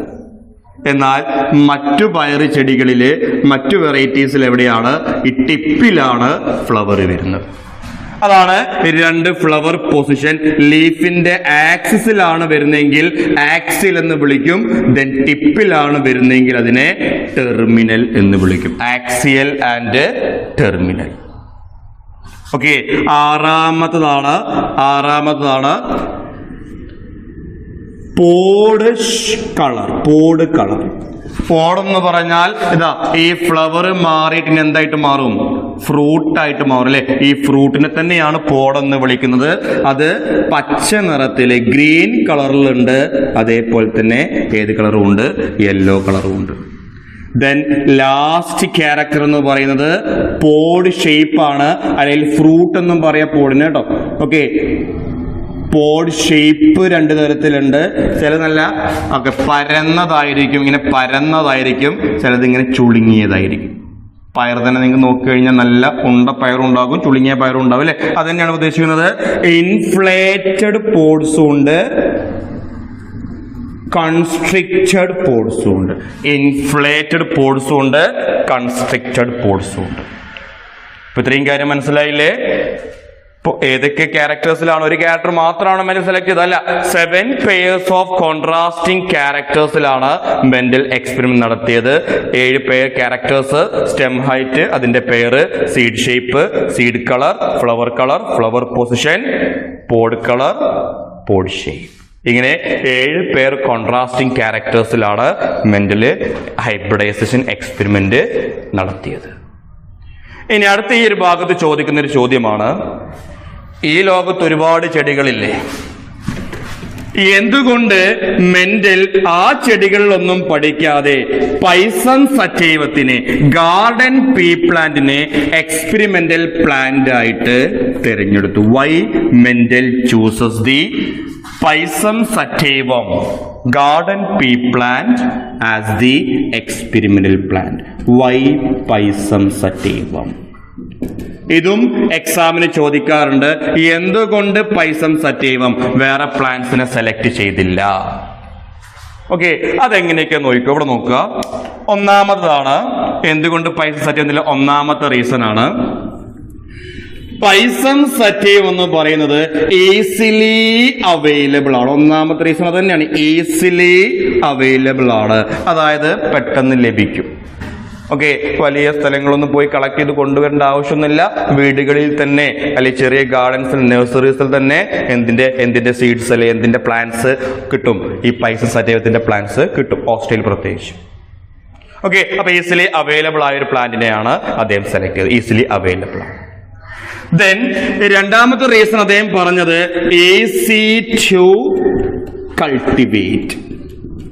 അതിനെ കൾട്ടിവേറ്റ് ചെയ്യാൻ വേണ്ടിയിട്ട് അത്രയും പ്രയാസമൊന്നുമില്ല. സാധാരണ ഒരു പ്ലാന്റ് കൾച്ചർ ചെയ്യുന്ന പോലെ തന്നെ നട്ട് നനച്ച് കൊടുത്താൽ മതി. അല്ലാതെ പ്രത്യേക പ്രോസസ്സുകളും ഒന്നും എവിടെ കൾച്ചർ ചെയ്യാൻ വേണ്ടിയിട്ട് എടുക്കേണ്ട ആവശ്യമില്ല. അപ്പൊ ഈസി ടു കൾട്ടിവേറ്റ് ആണ്. അദ്ദേഹം കൾട്ടിവേറ്റ് ചെയ്ത് എവിടെയാണ് നമ്മൾ പറഞ്ഞു? എവിടെയാ? അദ്ദേഹത്തിന്റെ ചർച്ചിന്റെ പരിസരത്ത് തന്നെയാണ് അദ്ദേഹം, ആ ചർച്ചിന്റെ ഗാർഡനിൽ തന്നെയാണ് അദ്ദേഹം എന്ത് ചെയ്തത്? എക്സ്പെരിമെന്റ് നടത്തിയത്. ഓക്കെ, ദെൻ അടുത്ത റീസൺ ആയിട്ട് അദ്ദേഹം പറഞ്ഞതാണ് ഡിഫറെന്റ് വെറൈറ്റീസ് അവൈലബിൾ ആണ്. ഒരുപാട് വെറൈറ്റീസ് അവൈലബിൾ ആണ്. അത് നമുക്ക് തൊട്ട് മുമ്പ് പറഞ്ഞോ, മനസ്സിലായില്ലേ? ഒരുപാട് പൂവിന്റെ കളറിൽ വ്യത്യാസമുണ്ട്, അതേപോലെ തന്നെ ഫ്ലവർ പൊസിഷനിൽ വ്യത്യാസമുള്ളത്, സ്റ്റെം ഹൈറ്റിൽ വ്യത്യാസമുള്ള, അങ്ങനെ പല പല പല വെറൈറ്റീസ് അവൈലബിൾ ആണ്. വെറൈറ്റീസ് മാത്രമല്ല, ഡിഫറെന്റ് കോൺട്രാസ്റ്റിംഗ് ട്രേറ്റ്സും അവൈലബിൾ ആണ്. കോൺട്രാസ്റ്റിംഗ് ട്രേറ്റ്സ് എന്ന് പറഞ്ഞാൽ വ്യക്തമായിട്ട് കാണാൻ പറ്റുന്ന. ഓക്കെ, ഇപ്പൊ നമ്മളൊരു സ്കാറ്റർ സെലക്ട് ചെയ്യുമ്പോൾ ശ്രദ്ധിക്കേണ്ട ഒരു കാര്യം, അത് കൂടുതലായിട്ട് എക്സാമിൻ ചെയ്ത് കണ്ടുപിടിക്കുന്ന ക്യാരക്ടർ ആവരുത്. നമുക്ക് ഒറ്റ നോഡലിൽ തന്നെ സ്റ്റെം ഹൈറ്റ്, ടോള്, ഡോർഫ് മനസ്സിലാക്കാം, ഫ്ലവർ കളർ വയലറ്റ്, വൈറ്റ് എന്ന് മനസ്സിലാക്കാം. കോൺട്രാസ്റ്റിംഗ് ആയിട്ട് നമുക്ക് എന്ത് ചെയ്യാം? വ്യക്തമായിട്ട് തരംതിരിച്ച് മനസ്സിലാക്കാൻ പറ്റും. അത്തരത്തിലുള്ള കോൺട്രാസ്റ്റിംഗ് ട്രേറ്റ്സും എവിടെ അവൈലബിൾ ആണ്? പീ പ്ലാന്റിൽ അവൈലബിൾ ആണ്. ഇതൊക്കെ സിമ്പിൾ ആയിട്ടുള്ള റീസൺസ് ആണ്. Easily available, easy to cultivate, different varieties available ആണ്, ഡിഫറെന്റ് കോൺട്രാസ്റ്റിംഗ് ട്രേറ്റ്സ് ഒക്കെ അവൈലബിൾ ആണ്, ഈസിലി ഡിസ്റ്റിങ്വിഷബിൾ ട്രേറ്റ്സ്, അതാണ് കോൺട്രാസ്റ്റിംഗ് ട്രേറ്റ്സ് എന്ന് ഉദ്ദേശിക്കുന്നത്. ഈസിലി ഡിസ്റ്റിങ്വിഷബിൾ ട്രേറ്റ്സ് ഒക്കെ അവൈലബിൾ ആണ്. ശരി, പ്രധാനപ്പെട്ട കാരണം ഇതല്ല, വേറൊരു കാരണമാണ്. ഇതിന്റെ ഫ്ലവറിന്റെ സ്ട്രക്ചർ നോക്കാം. ഇതാണ് പീ പ്ലാന്റിന്റെ ഫ്ലവർ എന്ന് വിചാരിക്കും. മെയിൽ ബൈസെക്ഷൽ ഫ്ലവർ ആട്ടോ. അത് മെയിൽ റീപ്രൊഡക്റ്റീവ് പാർട്ടും ഫീമെയിൽ റീപ്രൊഡക്റ്റീവ് പാർട്ടും ഒരാളിൽ തന്നെയാണ്. Bisexual plant. ഓക്കെ അല്ലേ? ദെൻ ഇതിന്റെ ഫ്ലവറില് മെയിൽ റീപ്രൊഡക്റ്റീവ് പാർട്ടും ഫീമെയിൽ റീപ്രൊഡക്റ്റീവ് പാർട്ടും ഉണ്ട്. ദെൻ ബൈസെക്ഷൽ ആണ്. സെൽഫി പോളിനേഷൻ നടക്കാൻ ചാൻസ് ഉണ്ട്. എന്താ സെൽഫ് പോളിനേഷൻ എന്ന് പറഞ്ഞാൽ ഇതിന്റെ പോളൻ ഗ്രെയിൻസ് തന്നെ ഇവിടേക്ക് എന്ത് ചെയ്യാം? ട്രാൻസ്ഫർ ചെയ്യാനുള്ള ചാൻസ് ഉണ്ട്. അതേപോലെ തന്നെ ഈ ഒരു ഫ്ലവർ പൊസിഷൻ ഉപയോഗിച്ചുകൊണ്ട് തന്നെ ഇതിലെ സ്റ്റേമെൻസ് റിമൂവ് ചെയ്ത് കഴിഞ്ഞാൽ ആ സെൽഫിങ് നടക്കുമോ? ഇല്ല. ഇമാസ്കുലേഷൻ എന്ന പ്രോസസ്സിനെ വിളിക്കുക, നിങ്ങൾ ബോട്ടണിയിൽ പഠിക്കും. അപ്പോ സ്റ്റേമൻ മിക്സ് ചെയ്യാതെ വേണമെങ്കിൽ അടുത്തൊരു പ്ലാന്റിൽ നിന്ന് എന്ത് ചെയ്യാം? ഈ സ്റ്റേമെൻസിൽ നിന്ന് പോളൻ ഗ്രെയിൻസിനെ കളക്ട് ചെയ്ത് എന്ത് ചെയ്യാം? ക്രോസ് പോളിനേഷനും നടത്താം. മെന്റലിന്റെ ഹൈബ്രിഡ് എക്സ്പെരിമെന്റിൽ 2 പോളിനേഷൻ ആണ് ഉണ്ടായിരിക്കുന്നത്. 2 ടൈപ്പ് എക്സ്പെരിമെന്റ് ആണ്, സെൽഫിങ്ങും ഉണ്ട്, ക്രോസിംഗും ഉണ്ട്. അത്തരം ഹൈബ്രിഡ് എക്സ്പെരിമെന്റിന് പറ്റിയ ഫ്ലവർ സ്ട്രക്ചർ ആണ് ആർക്കുള്ളത്? പൈസം സറ്റൈവത്തിന്. സെൽഫിങ്ങിന് വേണ്ടി സ്ട്രക്ചറും ഉണ്ട്. ഞാൻ സ്റ്റേമൻ റിമൂവ് ചെയ്ത് കഴിഞ്ഞാൽ ഇമാസ്കുലേഷൻ നടത്തി കഴിഞ്ഞാൽ അവിടെ എന്തും നടക്കും? ക്രോസിംഗ് നടക്കും, ക്രോസ് പോളിനേഷൻ നടക്കും. അപ്പോ ചുരുക്കി പറഞ്ഞാൽ ഹൈബ്രിഡൈസേഷൻ എക്സ്പെരിമെന്റിന് പറ്റിയ ഒരു ഫ്ലവർ സ്ട്രക്ചർ ആണ്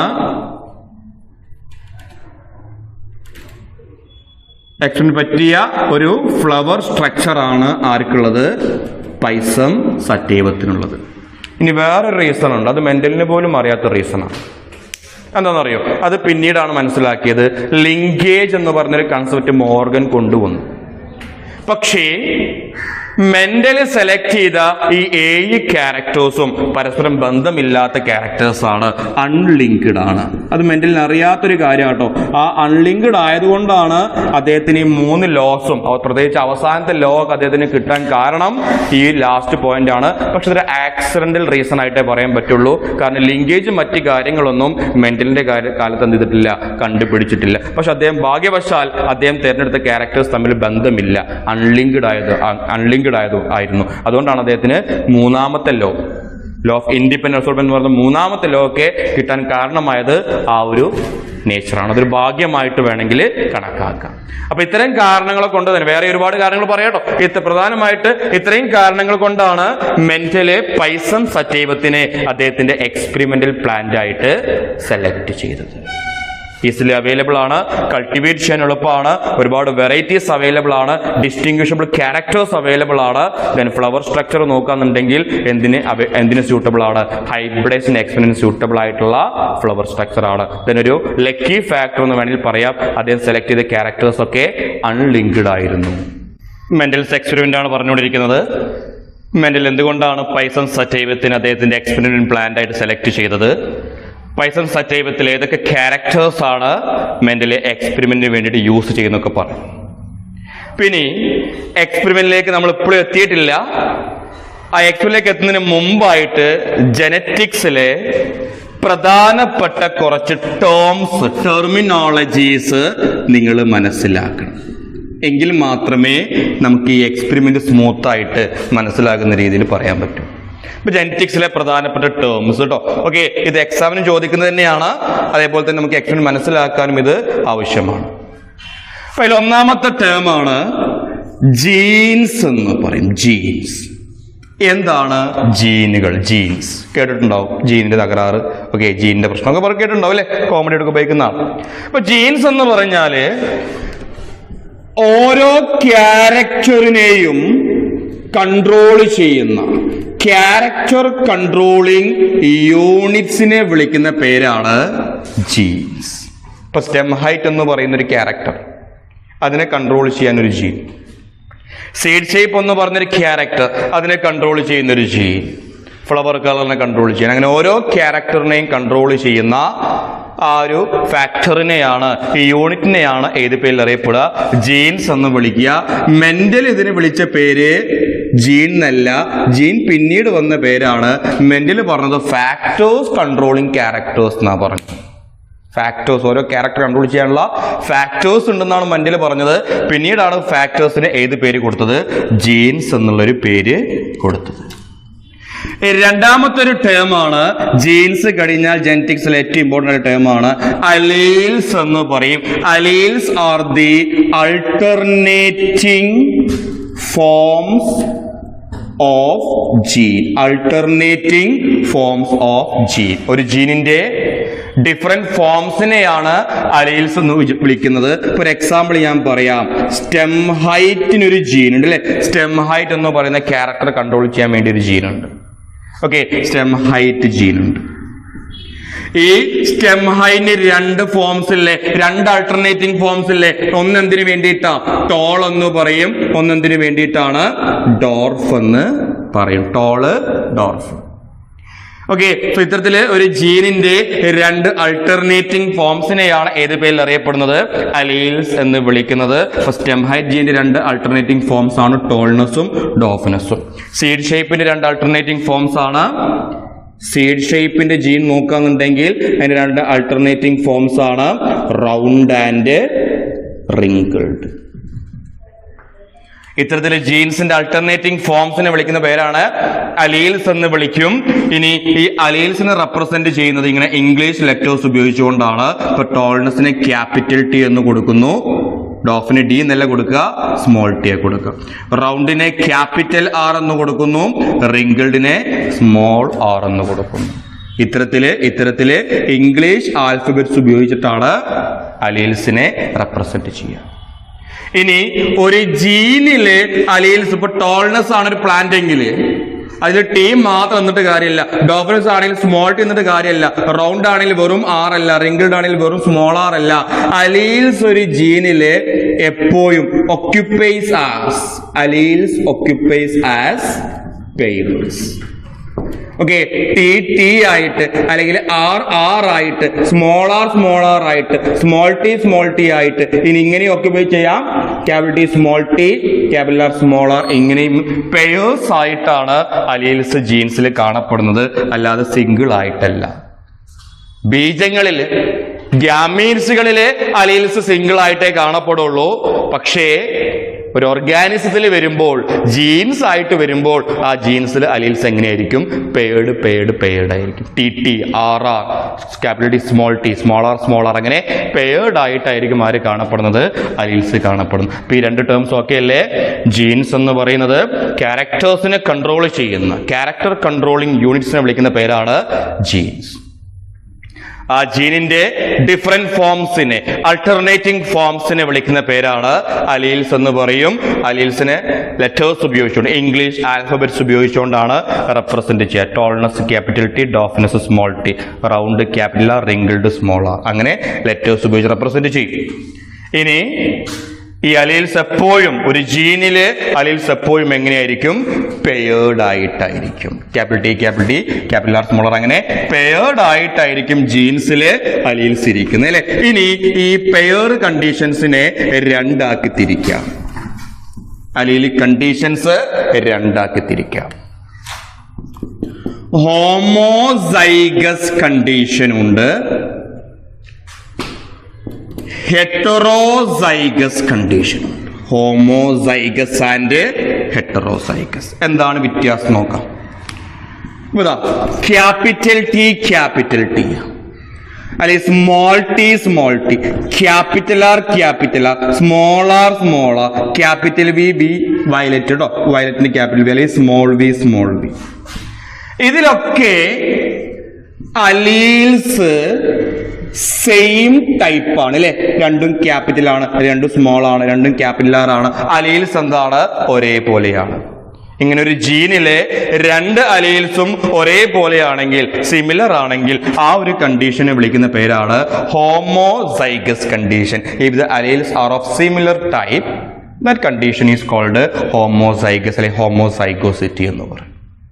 എന്നാൽ ഇവിടെ നോക്കുക, capital T small T, capital R small R, capital V small V, alleles ഒരേപോലെയാണോ? അല്ല. അലീൽസ് എങ്ങനെയാണ്? ഡിസിമിലർ ടൈപ്പ് ആണ്, അല്ലെങ്കിൽ അലീൽസ് ആർ ഡിസിമിലർ ടൈപ്പ് ആണ്. അങ്ങനെയാണെങ്കിൽ ആ കണ്ടീഷനെ വിളിക്കുന്ന പേരാണ് ഹെറ്ററോസൈഗസ് കണ്ടീഷൻ എന്ന് വിളിക്കും. എന്താ വിളിക്കുക? Heterozygous condition. അലീൽസ് ഒക്കെ ഒരേപോലെയാണെങ്കിൽ ഹോമോസൈഗസ് കണ്ടീഷൻ എന്ന് വിളിക്കും. അലീൽസ് ഒക്കെ വേറെ വേറെ ടൈപ്പ് ആണെങ്കിൽ, ക്യാപിറ്റൽ ടി സ്മോൾ ടി അങ്ങനെയാണ് പെയർ ചെയ്യുന്നെങ്കിൽ ആ കണ്ടീഷനെ വിളിക്കുന്ന പേരാണ് ഹെറ്ററോസൈഗസ് കണ്ടീഷൻ. ഓക്കെ അല്ലേ? ഇനി ശ്രദ്ധിക്കുക, ഇനി ഇവിടെ ശ്രദ്ധിക്കുക, അടുത്തൊരു രണ്ട് പ്രധാനപ്പെട്ട ടേമാണ്. ഹോമോസൈഗസ് ഹെറ്ററോസൈഗസ് പോലെ തന്നെ പ്രധാനപ്പെട്ട ഒരു ടേമാണ് genotype and phenotype. Genotype and phenotype ശ്രദ്ധിക്കുക. ഇവിടെ ഞാൻ ക്യാപിറ്റൽ ടി എഴുതി, അല്ലെങ്കിൽ സ്മോൾ ടി എഴുതി, ക്യാപിറ്റൽ ആർ സ്മോൾ ആർ എഴുതി.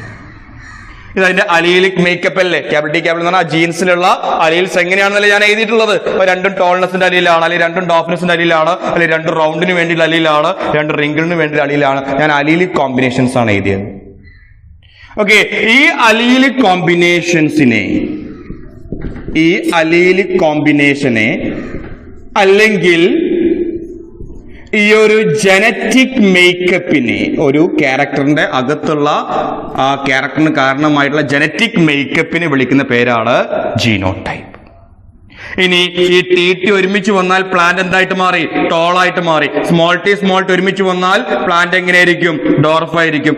ആർ ആണെങ്കിൽ റൗണ്ട് സീഡ് ആയിരിക്കും. സ്മോൾ ആർ ആണെങ്കിൽ റിങ്കിൾഡ് സീഡ് ആയിരിക്കും അല്ലെ. അതായത് ഈ ജനറ്റിക് കോമ്പിനേഷൻസ് അനുസരിച്ച് പുറത്തേക്ക് വരുന്നത് ഏത് രൂപത്തിലായിരിക്കും? ടോള്, റൗണ്ട് എന്ന രൂപത്തിലായിരിക്കും. അതായത് എക്സ്പ്രസ് ചെയ്യുന്ന, എക്സ്റ്റേണലി വിസിബിൾ ആകുന്ന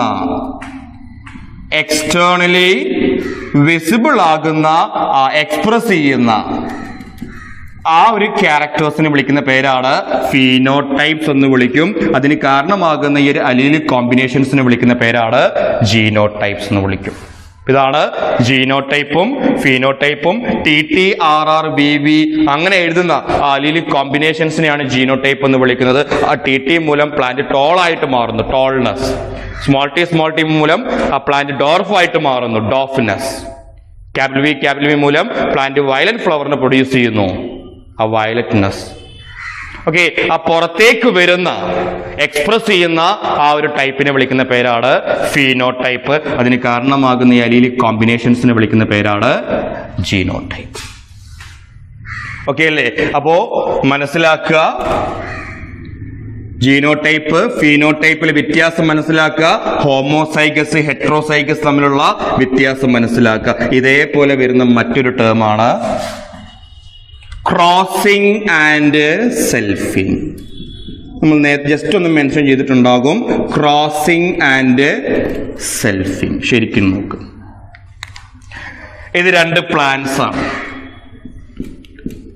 ഓക്കെ, ഇത് വേറൊരു പ്ലാന്റ് ആണ്. ഇത് ഈ പ്ലാന്റിലെ ഫ്ലവർ ഉണ്ട്, ഫ്ലവർ ആണ്. മെയിൽ റീപ്രൊഡക്റ്റീവ് പാർട്ട് ഉണ്ട്, ഫീമെയിൽ റീപ്രൊഡക്റ്റീവ് പാർട്ട് ഉണ്ട്. ഇവിടെയും ഫ്ലവർ ഉണ്ട്, ഫീമെയിൽ റീപ്രൊഡക്റ്റീവ് പാർട്ട് ഉണ്ട്, മെയിൽ റീപ്രൊഡക്റ്റീവ് പാർട്ട്. ഇതിവിടെ വേറൊരു ഫ്ലവർ കൂടി ഞാൻ വരയ്ക്കുകയാണ്. മൂന്നാമത്തെ ഫ്ലവർ വരും. മെയിൽ റീപ്രൊഡക്റ്റീവ് പാർട്ട് ഉണ്ട്, ഫീമെയിൽ റീപ്രൊഡക്റ്റീവ് പാർട്ട് ഉണ്ട്. ശ്രദ്ധിക്കുക. ഇപ്പോ പോളിനേഷൻ എന്ന് പറഞ്ഞാൽ എല്ലാവർക്കും അറിയാം. ഒരു പ്ലാന്റിൽ നിന്ന് പോളൻ ഗ്രെയിൻസിനെ മറ്റൊരു പ്ലാന്റിലേക്ക്, ഫീമെയിൽ റീപ്രൊഡക്റ്റീവ് ഓർഗനിലേക്ക് ട്രാൻസ്ഫർ ചെയ്യുന്ന പ്രോസസ്സാണ് പോളിനേഷൻ. ഇതെങ്ങനെയാണ് ആ പോളിനേഷൻ നടക്കുന്നതായിരിക്കുക? ഈ പ്ലാന്റിലെ പോളൻ ഗ്രെയിൻസിനെ ഇതിലെ തന്നെ സ്റ്റിഗ്മയിലേക്ക് ട്രാൻസ്ഫർ ചെയ്യാന്നുണ്ടെങ്കിൽ ദാറ്റ് ഈസ് കോൾഡ് സെൽഫിംഗ് എന്ന് വിളിക്കുക. ഒരേ പ്ലാന്റിൽ വെച്ച് തന്നെയാണ് പോളൻ ഗ്രെയിൻസിനെ അങ്ങോട്ടും ഇങ്ങോട്ടും ട്രാൻസ്ഫർ ചെയ്യുന്നെങ്കിൽ അതിനെ വിളിക്കുന്ന പേരാണ് സെൽഫിംഗ് എന്ന് വിളിക്കും. അതായത് ഇങ്ങനെയാണ് ട്രാൻസ്ഫർ ചെയ്യുന്നെങ്കിൽ, ഒരു പ്ലാന്റിലെ പോളൻ ഗ്രെയിൻസിനെ അടുത്ത പ്ലാന്റിലേക്കാണ് ട്രാൻസ്ഫർ ചെയ്യുന്നെങ്കിൽ, ഡിഫറെന്റ് പ്ലാന്റ്സ് തമ്മിലാണ് പോളിനേഷൻ നടക്കുന്നെങ്കിൽ അതിനെ വിളിക്കുന്ന പേരാണ് ക്രോസിംഗ് എന്ന് വിളിക്കും. ഇപ്പൊ മെന്റല് രണ്ടും നടത്തിയിട്ടുണ്ട്. ആദ്യം രണ്ട് വേറെ വേറെ പ്ലാന്റ്സിനെ വെച്ച് പോളിനേഷൻ നടത്തും, ക്രോസിംഗ് നടത്തും. അതിൽ കിട്ടുന്ന പ്ലാന്റ്സിനെ വെച്ച് സെൽഫിംഗ് നടത്തും. ആ പ്ലാന്റ്സിനെ തന്നെ എന്ത് ചെയ്യും? സെൽഫ് ചെയ്യുകയും ചെയ്യും. കാര്യം മനസ്സിലായില്ലേ? അപ്പോ രണ്ട് തരത്തിലുള്ള എക്സ്പെരിമെന്റ് നടത്തിയിട്ടുണ്ട്, രണ്ട് സ്റ്റെപ്പുകൾ ചെയ്തിട്ടുണ്ട്. ക്രോസിംഗ് നടത്തിയിട്ടുണ്ട്, അതേപോലെ സെൽഫിംഗ് നടത്തിയിട്ടുണ്ട്. ക്രോസിംഗ് എന്ന് പറയുന്നത് ഒരു പ്ലാന്റിലെ പോളൻ ഗ്രെയിൻസിനെ, മെയിൽ ഗ്യാമീറ്റ്സിനെ വേറൊരു പ്ലാന്റിലുള്ള ഫീമെയിൽ റീപ്രൊഡക്റ്റീവ് പാർട്ടിലേക്ക്, സ്റ്റിഗ്മയിലേക്ക് ട്രാൻസ്ഫർ ചെയ്യുക. അതാണ് ക്രോസിംഗ് എന്ന് പറയുന്നത്, ക്രോസ് പോളിനേഷൻ. എന്നാൽ സെൽഫിംഗ് നടത്തിയിട്ടുണ്ട്. ആ ക്രോസിംഗിൽ കിട്ടിയ റിസൾട്ടിനെ ആ പ്ലാന്റിനെ തന്നെ എന്ത് ചെയ്തിട്ടുണ്ട്? അതിൽ തന്നെ സ്റ്റിഗ്മയിലേക്ക്, ആ പ്ലാന്റിലെ തന്നെ മെയിൽ ഗ്യാമീറ്റിനെ, പോളൻ ഗ്രെയിൻസിനെ അതിന്റെ തന്നെ റീപ്രൊഡക്റ്റീവ് പാർട്ടായിട്ടുള്ള ഫീമെയിൽ റീപ്രൊഡക്റ്റീവ് പാർട്ടായിട്ടുള്ള സ്റ്റിഗ്മയിലേക്ക് ട്രാൻസ്ഫർ ചെയ്തു. അങ്ങനെ ഒരേ പ്ലാന്റിലാണ് പോളിനേഷൻ നടത്തുന്നതെങ്കിൽ സെൽഫിംഗ്, വേറെ വേറെ പ്ലാന്റ്സിലാണ് പോളിനേഷൻ നടക്കുന്നതെങ്കിൽ ക്രോസിംഗ്. രണ്ടുമാരും നടത്തിയിട്ടുണ്ട്, മെന്റലും നടത്തിയിട്ടുണ്ടോ? ഇനി മെന്റൽ നടത്തിയ രണ്ട് തരം എക്സ്പെരിമെന്റ്സ് ആണ്. മോണോ ഹൈബ്രിഡ് ക്രോസും മെന്റൽ നടത്തിയിട്ടുണ്ട്, അതേപോലെ തന്നെ ഡൈ ഹൈബ്രിഡ് ക്രോസും മെന്റൽ നടത്തിയിട്ടുണ്ട്. Mono hybrid cross and dihybrid cross. ഇപ്പൊ ഞാനിതാ ഒരു ടോൾ പ്ലാന്റിനെ ആരുമായിട്ട് ക്രോസ് ഇങ്ങനെ കാണിക്കാം കേട്ടോ. ആരുമായിട്ട് ക്രോസ് ചെയ്യുന്നു? ഡോർഫുമായിട്ട് ക്രോസ് ചെയ്യുന്നു.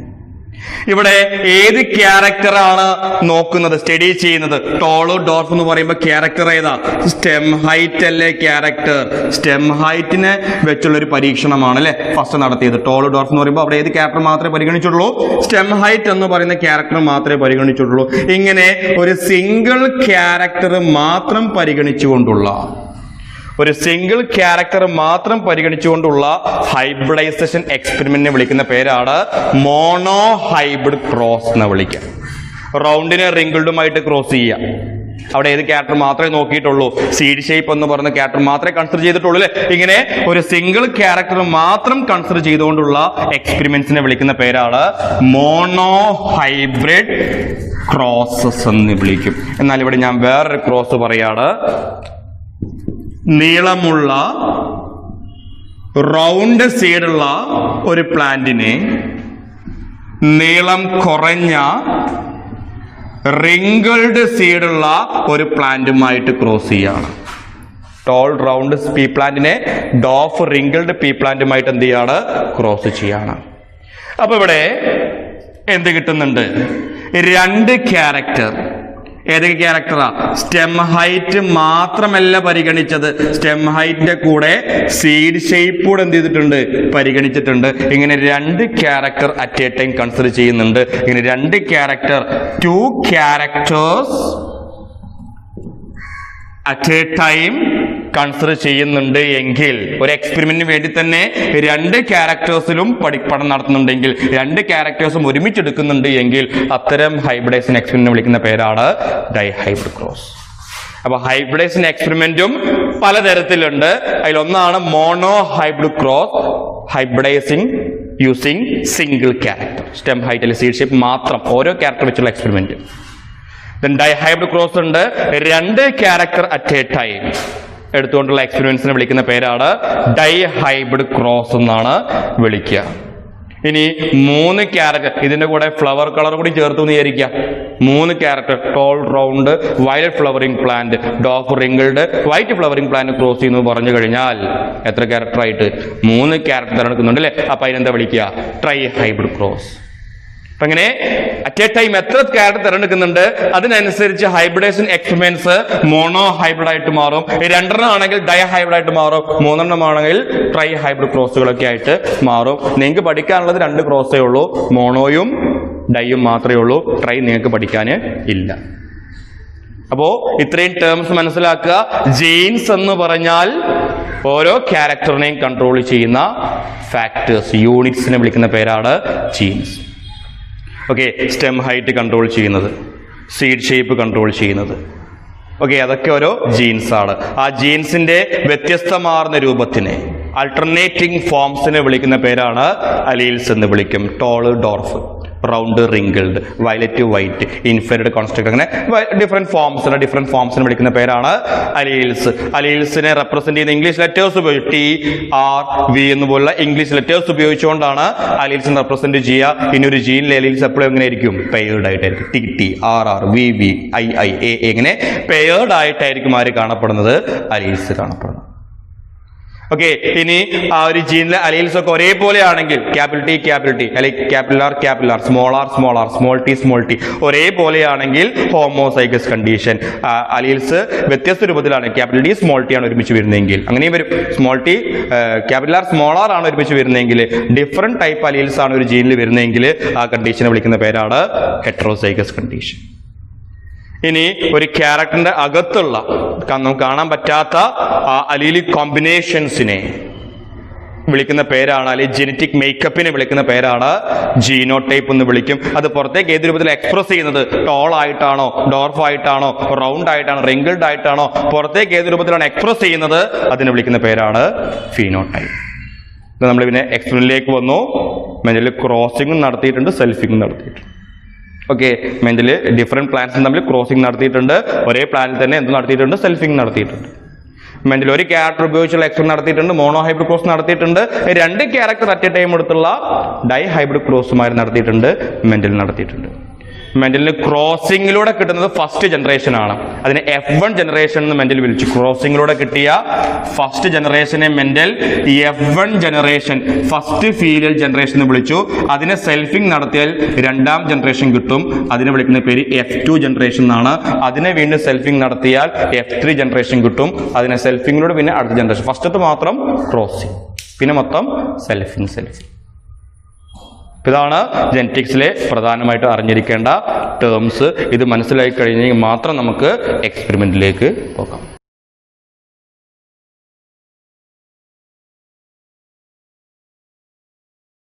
ഇനി നമുക്ക് എക്സ്പെരിമെന്റിലേക്ക് വരാം. മെന്റൽ ഏതൊക്കെ ക്യാരക്ടേഴ്സിലാണ് സ്റ്റഡി നടത്തിയത്, എന്തുകൊണ്ടാണ് പൈസൺ സറ്റൈവത്തിനെ തിരഞ്ഞെടുത്തത്, പിന്നെ ജെനറ്റിക്സിൽ അറിഞ്ഞിരിക്കേണ്ട കുറച്ച് ടേംസും നമ്മൾ ഡിസ്കസ് ചെയ്തു. ഇനി എക്സ്പെരിമെന്റിലേക്ക് വരികയാണ്. ഫസ്റ്റ് എക്സ്പെരിമെന്റ് ആണ്. First experiment mono hybrid cross ആണ് മെന്റൽ നടത്തിയത്. എന്താ മോണോ ഹൈബ്രിഡ് ക്രോസ് എന്ന് പറഞ്ഞാൽ? Hybridisation experiment using single character. Okay, ഇവിടെ നമ്മൾ സ്റ്റെം ഹൈറ്റ് ആണ് ക്യാരക്ടർ എടുക്കുന്നത്. അപ്പൊ പാരന്റ്സ് ആയിട്ട് നമ്മൾ ആരെയാണോ അവിടെ എടുക്കുന്നത് സൈഡിൽ ഇങ്ങനെ മാർക്ക് ചെയ്യട്ടോ. പാരന്റ്സ് ആയിട്ട് നമ്മൾ എടുക്കുന്നത് ടോൾ പ്ലാന്റിനെയാണ്. അപ്പൊ ടോൾ പ്ലാന്റിനെ ആരുമായിട്ട് ക്രോസ് ചെയ്യാണ്? ഡോർഫ് പ്ലാന്റുമായിട്ട് ക്രോസ് ചെയ്യാണ്. Tall plant crosses with dwarf plant. ഇപ്പൊ ടോള് ഹോമോസൈഗസ് ടോളാണ് എടുക്കുന്നത്. പ്യുവർ ലൈൻസിനെയാണ് ക്രോസിങ്ങിന് വേണ്ടി ആദ്യം എടുക്കുന്നതൊക്കെ പ്യുവർ ലൈൻസ് ആയിരിക്കും. പ്യുവർ ലൈൻസ് എന്ന് പറഞ്ഞാല് ഹോമോസൈഗസ് കണ്ടീഷൻ ആണ്. ഇപ്പൊ tall capital T, dwarf small T. Okay, ഇനി ഈ പാരന്റ്സിൽ നിന്ന് എന്ത് പ്രൊഡ്യൂസ് ചെയ്യുന്നു? ഗ്യാമീറ്റ്സ് പ്രൊഡ്യൂസ് ചെയ്യാണ്. നിങ്ങൾക്ക് എല്ലാവർക്കും അറിയാം ഗ്യാമീറ്റ് പ്രൊഡ്യൂസ് ചെയ്യുന്നത് മിയോസിസ് ഡിവിഷൻ ആണ്.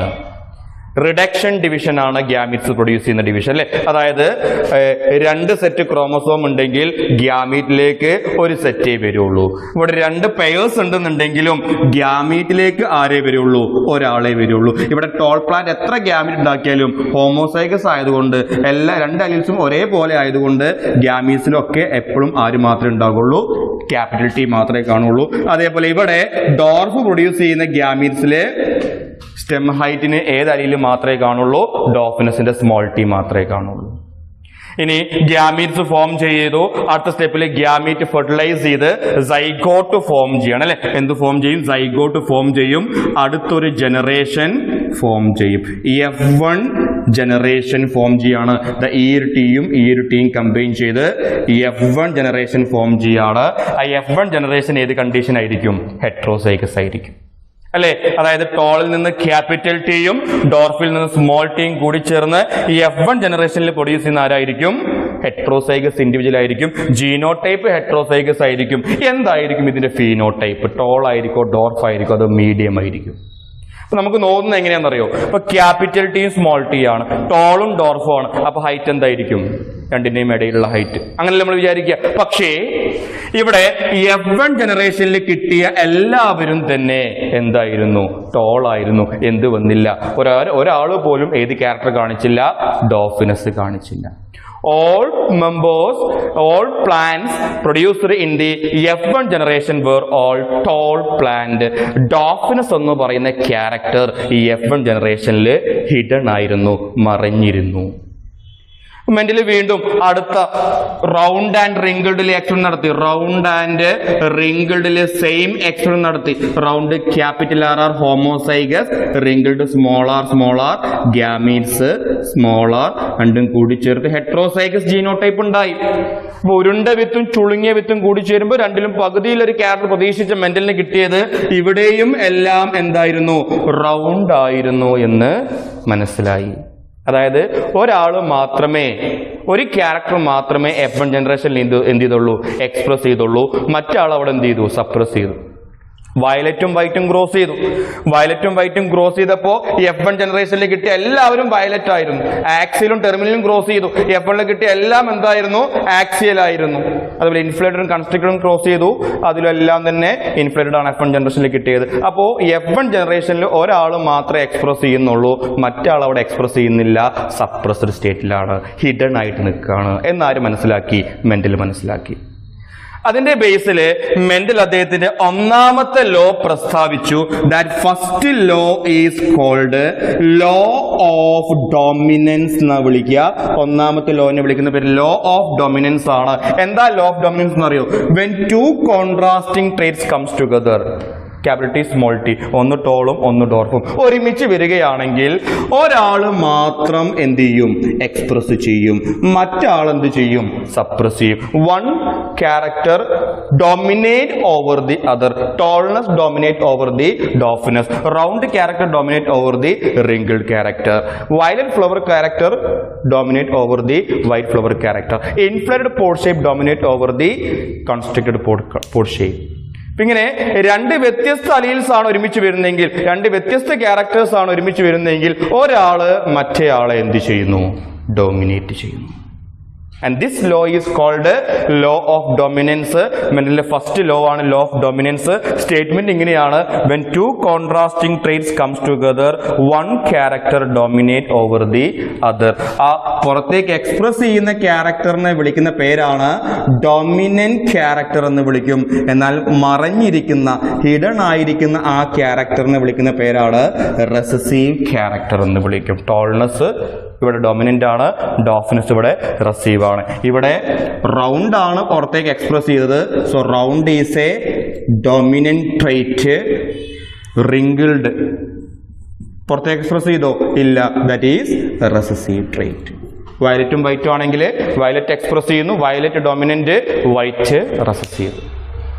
ഓക്കെ അല്ലേ? ഇതാണ് മനസ്സിലാക്കേണ്ടത്. ഇതാണ് മെന്റലിന്റെ ഒന്നാമത്തെ എക്സ്പെരിമെന്റ്. ഒരു മോണോ ഹൈബ്രിഡ് ക്രോസ് ആണ്. ഒരൊറ്റ ക്യാരക്ടർ മാത്രമേ തിരഞ്ഞെടുത്തിട്ടുള്ളൂ. ടോളിനെയും ഡോർഫിനെയും തമ്മിൽ ക്രോസ് ചെയ്തപ്പോൾ കിട്ടിയ F1 ജനറേഷൻ മുഴുവൻ ടോളായിരുന്നു. ഡോഫിനസ് അവിടെ വന്നില്ല.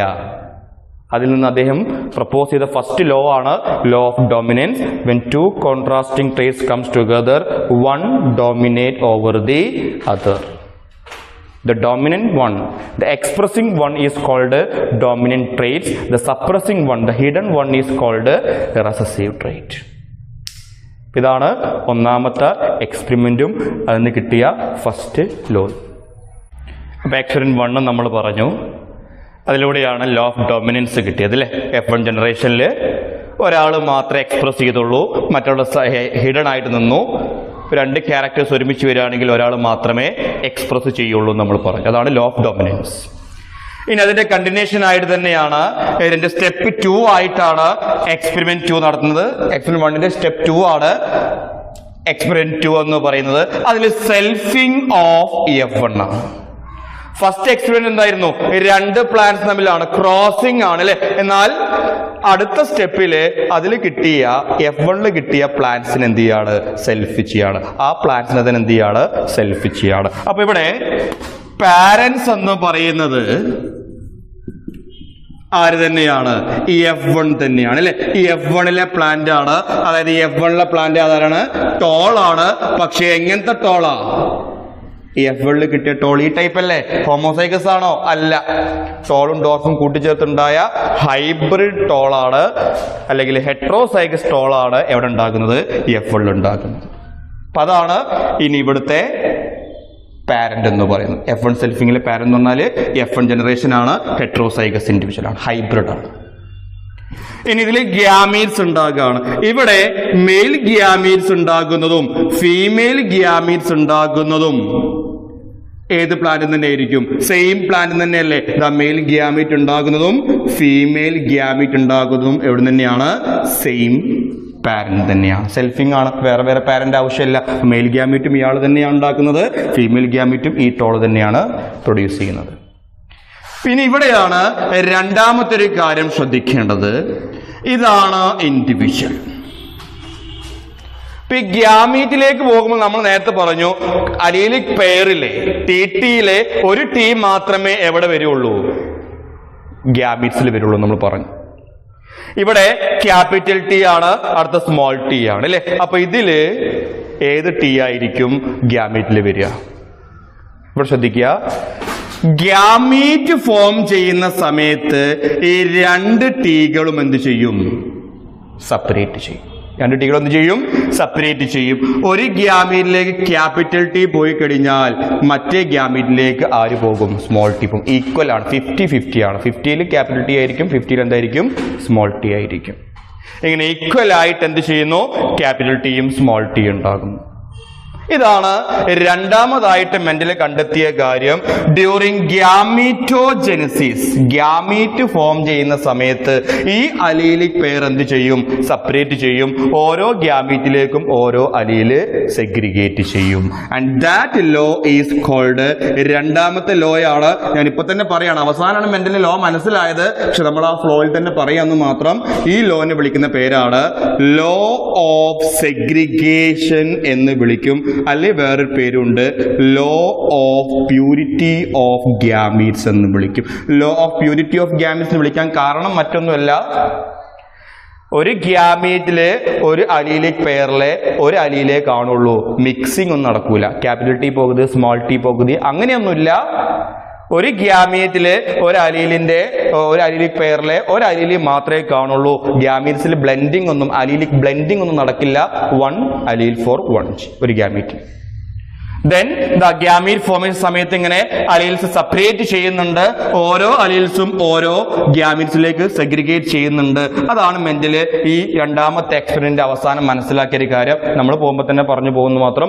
ആ ലോനെ വിളിക്കുന്ന പേരാണ് ലോ ഓഫ് സെഗ്രിഗേഷൻ. ഇതുകൂടെ കിടക്കട്ടെ, ലോയിലേക്ക് നമുക്ക് ഇനിയും വരാനുണ്ട്.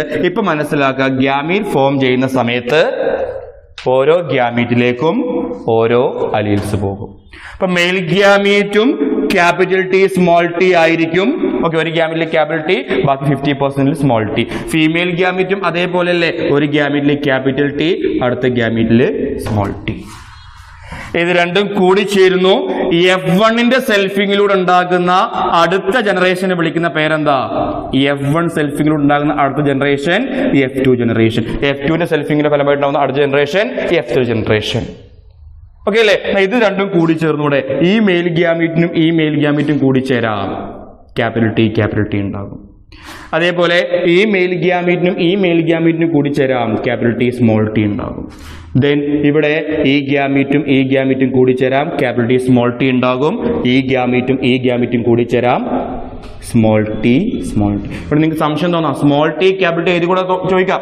എഴുതാനൊക്കെ പറ്റും, പക്ഷേ സാധാരണ എഴുതുന്നത് ഈ രൂപത്തിലാണ്. ഡോമിനന്റ് കഴിഞ്ഞിട്ടാണ് എന്ത് എഴുതുക? റെസീവ് എഴുതുക. ഇതാണ് ജീനോടൈപ്സ് അല്ലെ. ജീനോടൈപ്സിന്റെ എണ്ണം നോക്കുക. ഒരു ക്യാപിറ്റൽ ടി, രണ്ട് ക്യാപിറ്റൽ ടി സ്മോൾ ടി, ഒരു സ്മോൾ ടി. ഈ റേഷ്യോ എത്രയാണ്? 1:2:1 അല്ലെ. ഹോമോസൈഗസ് ഡോമിനന്റ് 1, ഹെട്രോസൈഗസ് 2 പേര്, ഹോമോസൈഗസ് റെസസീവ് 1.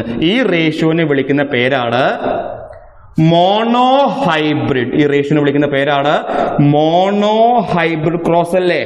മോണോഹൈബ്രിഡ് ക്രോസ് ആണ്. ഇത് ഫീനോടൈപ്സ് അല്ലേ.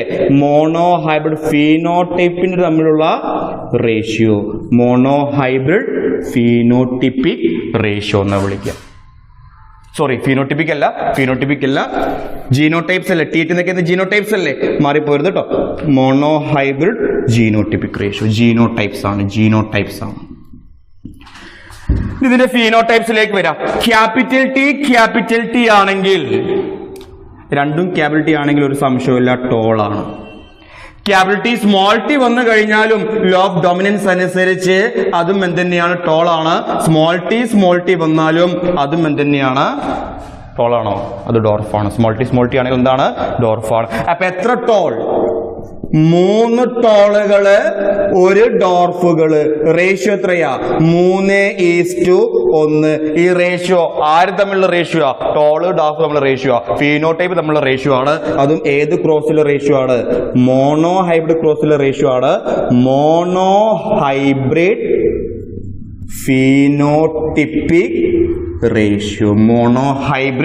Phenotypic ratio.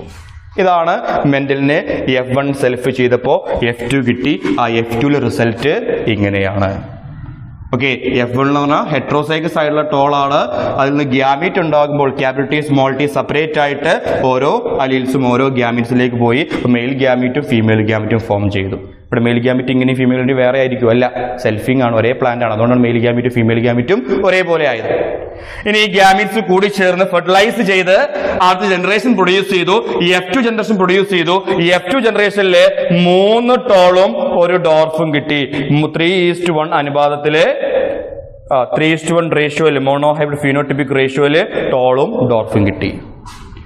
ജീനോട്ടിപ്പിക് റേഷ്യോ ആണെങ്കിൽ ഒരു ഹോമോസൈഗസ് ഡോമിനന്റ്, 2 ഹെട്രോസൈഗസ് കണ്ടീഷൻ, ഒരു ഹോമോസൈഗസ് റെസീവ്. 1:2:1 ആണ് ജീനോടൈപ്പ് തമ്മിലുള്ള റേഷ്യോ. മോണോഹൈബ്രിഡ് ജീനോട്ടിപ്പിക് റേഷ്യോ എന്നാണ് അതിനെ വിളിക്കുക. 3:1 ഫീനോടൈപ്പ് എന്നുള്ള റേഷ്യോ ആണ് മോണോഹൈബ്രിഡ് ഫീനോട്ടിപ്പിക് റേഷ്യോ. ഇനി ശ്രദ്ധിക്കേണ്ട കാര്യം, ഇനി എങ്ങനെയാണ് മെന്റല് ഈ ഒരു ലോയിലേക്ക് എത്തി നോക്കുക. F1 ജനറേഷനില് ഏത് ക്യാരക്ടർ പുറത്തേക്ക് വന്നിട്ടില്ല? ഡോഫിനസ് എന്ന് പറയുന്ന ക്യാരക്ടർ പുറത്തേക്ക് വന്നിട്ടില്ല. എന്നാൽ അതേ F1 സെൽഫ് ചെയ്തപ്പോൾ ആരെ കിട്ടി? ഡോഫ് പുറത്തേക്ക് വന്നു. ആ പാരന്റൽ ക്യാരക്ടർ എന്ത് ചെയ്തു? പുറത്തേക്ക് വന്നു. ഏത് അനുപാതത്തില്? 3:1 അനുപാതത്തില് ആ പാരന്റൽ ക്യാരക്ടർ എന്ത് ചെയ്തു? പുറത്തേക്ക് വന്നു. എന്തുകൊണ്ട് ഇത് പുറത്തേക്ക് വന്നു എന്നാണ് അദ്ദേഹം ആലോചിച്ചത്. അപ്പോൾ അതിന് പറ്റുന്ന രീതിയിലൊക്കെ അദ്ദേഹം ഇങ്ങനെ വരച്ചു നോക്കിയപ്പോൾ ഇങ്ങനെ വരക്കുമ്പോൾ മാത്രമേ എങ്ങനെ കിട്ടുള്ളൂ? 3:1 അനുപാതം കിട്ടുന്നു. വേറെ എങ്ങനെയൊന്നും ഗ്യാമീറ്റ് ഫോം ചെയ്താൽ ഇങ്ങനെ കിട്ടൂല. ഓക്കെ, ഇപ്പൊ 3:1 അനുപാതം കിട്ടണമെന്നുണ്ടെങ്കിൽ ആ ഡോഫിനസ് വീണ്ടും അറേസ് ചെയ്യണമെന്നുണ്ടെങ്കിൽ ഗ്യാമീറ്റ് ഇത് രണ്ടും ഫോം ചെയ്യണം. Capital T small T gamete form ചെയ്യണം. ഫീമെയിൽ ഗ്യാമീറ്റ് അതേപോലെ ക്യാപിറ്റൽ ടി സ്മോൾ ടി ആകണം. അങ്ങനെ ഗ്യാമീറ്റ് എങ്ങനെയാ ഫോം ചെയ്യുക? ഇതാ ഈ capital T small T separate ചെയ്താൽ മാത്രമേ, ഓരോ അലീൽസും ഓരോ ഗ്യാമീറ്റ്സിലേക്ക് എത്തിയാൽ മാത്രമേ ഇങ്ങനെ ഗ്യാമീറ്റ് ഉണ്ടാകൂ. ഇങ്ങനെ ഗ്യാമീറ്റ് കൂടി ചേർന്നാലേ അത് കൂടിച്ചേർന്ന് 3:1 അനുപാതത്തില് ടോളും ഡോർഫും ഉണ്ടാകുള്ളൂ എന്നാർക്ക് മനസ്സിലായി? മെന്റലിന് മനസ്സിലായി. അപ്പൊ ഗ്യാമീറ്റ് ഫോം ചെയ്യുന്ന സമയത്ത് അലീൽസ് എന്ത് ചെയ്യുന്നു? സെപ്പറേറ്റ് ചെയ്യുന്നു. ഈ F2 ജനറേഷനിൽ കിട്ടിയ റിസൾട്ടിന്റെ ബേസിലാണ് മെന്റൽ അദ്ദേഹത്തിന്റെ രണ്ടാമത്തെ ലോ ആയിട്ടുള്ള ഈ ഒരു ലോ, അതാണ് ലോ ഓഫ് സെഗ്രിഗേഷൻ എന്ന് വിളിക്കും. അല്ലെ വേറൊരു പേരും കൂടി ഉണ്ടല്ലോ, law of purity of gametes എന്നും വിളിക്കും. ഇതാണ് മെന്റലിന്റെ രണ്ടാമത്തെ ലോ. ആ രണ്ടാമത്തെ ലോ വന്നത് F2 ജനറേഷനിലെ 3:1 അനുപാതത്തിലെ 1 ഡോഫിനസ്, നേരത്തെ മറഞ്ഞിരുന്ന F1 മറഞ്ഞിരുന്ന ക്യാരക്ടർ ഇവിടെ വീണ്ടും എന്ത് ചെയ്തു? അറേസ് ചെയ്തു. അതെങ്ങനെയാണ് വന്നതെന്ന് അദ്ദേഹം ചിന്തിച്ചപ്പോഴാണ് ആ കാര്യം മനസ്സിലായത്. ഗ്യാമീറ്റുകൾ ഇങ്ങനെ ഫോം ചെയ്താലേ ഇങ്ങനെ 3:1 അനുപാതം കിട്ടുള്ളൂ. ഗ്യാമീറ്റുകൾ ഇങ്ങനെ ഫോം ചെയ്യാന്ന് പറയുമ്പോൾ ഗ്യാമീറ്റ് എന്ത് ചെയ്യുന്നു? അലീൽ പേര് സെപ്പറേറ്റ് ചെയ്ത് ഓരോ അലീൽസും ഓരോ ഗ്യാമീറ്റ്സിലേക്ക് പോകുന്നു. That is the second law of inheritance, law of segregation, അല്ലെങ്കിൽ law of purity of gametes. ഇതാണ് മെന്റലിന്റെ രണ്ടാമത്തെ ലോ എന്ന് പറയുന്നത്. ക്ലിയർ അല്ലേ? അടുത്ത ഒരു എക്സാമ്പിൾ ഞാൻ കാണിച്ചു തരാം. അപ്പൊ നിങ്ങൾ ഒന്നുകൂടി ഇത് വേറെ രൂപത്തിലും ഇത് എഴുതാം. അത് നമ്മൾ അടുത്തൊരു എക്സാമ്പിൾ ഞാൻ കാണിച്ചു തരാം കേട്ടോ. ഓക്കെ, ശ്രദ്ധിക്കും. റേഷ്യോ ഒരിക്കലും മറക്കരുത്. 1:2:1 ആണ് മോണോ ഹൈബ്രിഡ് ജീനോട്ടിപ്പിക് റേഷ്യോ. 3:1 ആണ് മോണോ ഹൈബ്രിഡ് ഫീനോട്ടിപ്പിക് റേഷ്യോ. ആ 1 വന്നതിന്റെ പിന്നിലാണ് ഈ ലോയിലേക്ക് അദ്ദേഹം ബാക്ട്രൈസ് ചെയ്തെത്തിയത് അല്ലേ. ഓക്കെ, അടുത്തത് സെൽഫിംഗ് തന്നെയാണ്. Capital R small R round അല്ലേ? യെസ്. ഇവിടെയുള്ള സെൽഫിംഗ് ആണ് ചോദിക്കുന്നത്. സെൽഫിംഗ് F1 ജനറേഷൻ ആണ്. റൗണ്ടിനെയും റിങ്കിളിനെയും ക്രോസ് ചെയ്യുമ്പോൾ കിട്ടുന്ന ഈ F1 ജനറേഷൻ ആണത്. ഇതിന്റെ സെൽഫിംഗ് നടത്തണം നമുക്ക്. ഇപ്പൊ ഇവിടുന്ന് മെയിൽ ഗ്യാമീറ്റ് ഉണ്ടായി, ഫീമെയിൽ ഗ്യാമീറ്റ് ഉണ്ടായി. ഓക്കെ, ഇവിടുന്ന് ഗ്യാമീറ്റ് എങ്ങനെ ഉണ്ടാകുക? Capital R small R separate ചെയ്ത് ക്യാപിറ്റൽ ആർ ഒരു ഗ്യാമീറ്റിലേക്കും സ്മോൾ ആർ ഒരു ഗ്യാമീറ്റിലേക്കും പോയി. ദാ male gamete capital R, female gamete small R. Male gamete capital R small R, female ഗ്യാമീറ്റും ക്യാപിറ്റൽ ആർ സ്മോൾ ആർ. ഇതിന് ഇങ്ങനെ കാണിക്കാം കേട്ടോ. ടെക്സ്റ്റ് ബുക്കിൽ ഇങ്ങനെ കൊടുത്തിട്ടുണ്ടാകും. ചെറിയ ക്രോസുകളൊക്കെ ആണെങ്കിൽ ഇങ്ങനെ വരച്ചാൽ മതി, പ്രശ്നമില്ല. ഇനി വലിയ ക്രോസുകളൊക്കെ വരുമ്പോൾ ഈ ഒരു ചെക്കർ ബോർഡ് ഡയഗ്രാം അല്ലെങ്കിൽ പുന്നറ്റ് സ്ക്വയർ എന്നാ പറയാ. ഈ ഒരു കള്ളികളിലാക്കിയിട്ട് F2 ജനറേഷനെ കാണിക്കുന്ന ആ ഒരു രീതിയെ വിളിക്കുന്ന പേരാണ് പുന്നറ്റ് സ്ക്വയർ അല്ലെങ്കിൽ ചെക്കർ ബോർഡ് എന്നൊക്കെ പറയും. ഓക്കെ, ഇവിടെ ഇത് രണ്ടും കൂടി ക്യാപിറ്റൽ ആർ റൗണ്ട്, ഇത് രണ്ടും കൂടി ക്യാപിറ്റൽ ആർ സ്മോൾ ആർ, ഇത് റൗണ്ട് തന്നെ അല്ലേ? റൗണ്ട്. ഇത് രണ്ടും കൂടി capital R small R round, ഇത് രണ്ടും കൂടി സ്മോൾ ആർ റിങ്കിൾഡ്. അപ്പൊ എത്ര റൗണ്ട്? 3 റൗണ്ടും ഒരു റിങ്കിൾഡും. 3 റൗണ്ടും ഒരു റിങ്കിൾഡും. 3:1 റേഷ്യോ ആണ് അല്ലെ. ഈ റേഷ്യോനെ വിളിക്കുന്ന പേരാണ് മോണോ ഹൈബ്രിഡ് ഫീനോടൈപ്പ് അല്ലേ?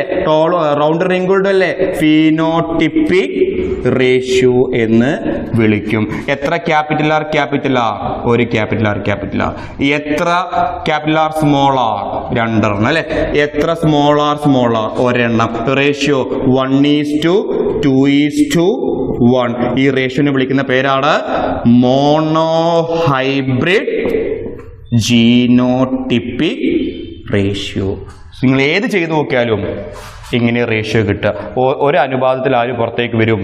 F1 മറഞ്ഞിരുന്ന ക്യാരക്ടർ പുറത്തേക്ക് വരും. അത് പുറത്തേക്ക് വരാൻ കാരണം ഇങ്ങനെ ഗ്യാമീറ്റുകൾ ഫോം ചെയ്യുന്നതുകൊണ്ടാണ് അല്ലേ. ഇങ്ങനെ ഗ്യാമീറ്റ് ഫോം ചെയ്താൽ 3:1 അനുപാതവും 1:1 അനുപാതവും കിട്ടുള്ളൂ. അപ്പോ ഇങ്ങനെ ഗ്യാമീറ്റ് ഫോം ചെയ്യുന്നതാണ് ഏത് നിയമത്തിലൂടെ പറയുന്നത്? ലോ ഓഫ് സെഗ്രിഗേഷനിലൂടെ പറയുന്നത്. ഒരിക്കൽ കൂടി പറയാം. Law of segregation states that during gametogenesis the allelic pair separate and each allele enters into gametes. ഓരോ ഗ്യാമീറ്റ്സിലേക്ക് ഓരോ അലീൽസ് എൻ്റർ ചെയ്യും. അപ്പോൾ ഒരു ഗ്യാമീറ്റ് നോക്കുകയാണെങ്കിൽ അലീൽ പെയർ ആണോ? അല്ല, സിംഗിൾ അലീലാണ്. മിക്സിംഗ് എന്തെങ്കിലും ഉണ്ടോ? ഇല്ല, പ്യൂർ ആയിട്ടുള്ള അലീൽസ് ആണ് ഓരോ ഗ്യാമീറ്റ്സിലേക്ക് എത്തുന്നത്. അതുകൊണ്ടാണ് ഈ ലോനെ ഏത് പേരിൽ അറിയപ്പെടുന്നത്? Law of purity of gametes എന്നും അറിയപ്പെടുന്നത്. ക്ലിയർ അല്ലേ?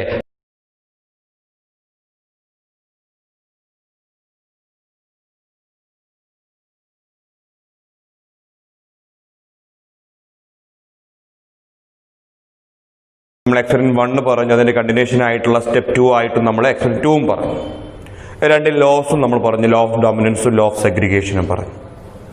ഇനി മൂന്നാമത്തെ എക്സ്പെരിമെന്റ് ഉണ്ട്. അതിന് മുന്നോടിയായിട്ട് നമ്മൾ പഠിക്കേണ്ട ഒരു ടോപ്പിക്കാണ് backcross and test cross. Backcross and test cross ഇത് നമ്മൾ നേരത്തെ ചെയ്തൊരു ക്രോസ് ആണ്. ക്യാപിറ്റൽ ടി ആരാ? ടോളാണ്. അതിനാരുമായിട്ട് ക്രോസ് ചെയ്യാണ്? സ്മോൾ ടി റെസസീവുമായിട്ട് ക്രോസ് ചെയ്യാണ്, ഡോർഫുമായിട്ട് ക്രോസ് ചെയ്യാണ്.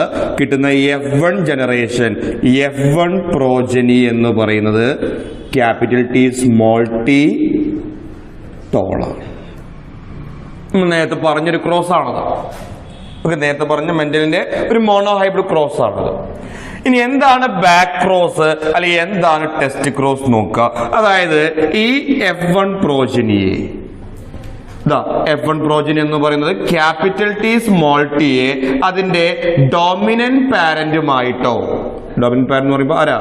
ഹോമോസൈഗസ് ഡോമിനന്റുമായിട്ടോ അല്ലെങ്കിൽ റെസസീവ് പാരന്റുമായിട്ടോ തിരിച്ച് ക്രോസ് ചെയ്യാന്നുണ്ടെങ്കിൽ ഈ ക്രോസിനെ വിളിക്കുന്ന പേരാണ് ബാക്ക് ക്രോസ് എന്ന് വിളിക്കും. അതായത് F1 പ്രോജനിയെ അതിന്റെ ഡോമിനന്റ് പാരന്റുമായിട്ടോ റെസസീവ് പാരന്റുമായിട്ടോ തിരിച്ച് ക്രോസ് ചെയ്യുക. And that cross is called back cross. ഇവിടെ പാരന്റ് ഉദ്ദേശിക്കുന്നത് ആ പാരന്റൽ ജീനോടൈപ്പുമായിട്ട് ക്രോസ് ചെയ്യുക എന്നുള്ളതാണ് കേട്ടോ. ഓക്കെ, ആ പാരന്റൽ ജീനോടൈപ്പ് ടിയുമായിട്ട് ക്രോസ് ചെയ്യുക, സ്മോൾ ടിയുമായിട്ട് എന്ത് ചെയ്യുക? ക്രോസ് ചെയ്യുക. അതാണ് ബാക്ക് ക്രോസ് എന്ന് പറഞ്ഞത്. അപ്പൊ എന്താ ടെസ്റ്റ് ക്രോസ് എന്ന് അറിയോ? ഈ ഒരു ക്രോസ് ഇത് ആ F1 പ്രോജനിയെ അതിന്റെ റെസസീവ് പാരന്റുമായിട്ട് ക്രോസ് ചെയ്യാന്നുണ്ടെങ്കിൽ ഈ ഒരു ക്രോസിനെ വിളിക്കുന്ന പേരാണ് ടെസ്റ്റ് ക്രോസ് എന്നാണ് വിളിക്കുക. ഇതിന് ടെസ്റ്റ് ക്രോസ് എന്നുള്ള പേര് വരാൻ കാരണം മറ്റൊന്നല്ല, ഒരു അൺനോൺ ജീനോടൈപ്പിനെ, ഒരറിയാത്ത ജീനോടൈപ്പിനെ മനസ്സിലാക്കാൻ വേണ്ടിയിട്ട്, ഐഡന്റിഫൈ ചെയ്യാൻ വേണ്ടിയിട്ട് ഉപയോഗിക്കുന്ന ക്രോസ് ആണ് അതിന്റെ റെസസീവ് പാരന്റുമായിട്ട് ക്രോസ് ചെയ്യുക എന്നുള്ളത്. ഓക്കെ, അപ്പൊ റെസസീവ് പാരന്റുമായിട്ട് ക്രോസ് ചെയ്യുന്ന ക്രോസിനെ വിളിക്കുന്ന പേരാണ് ടെസ്റ്റ് ക്രോസ് എന്ന് വിളിക്കും. രണ്ട് കൺസെപ്റ്റ് മനസ്സിലാക്കുക.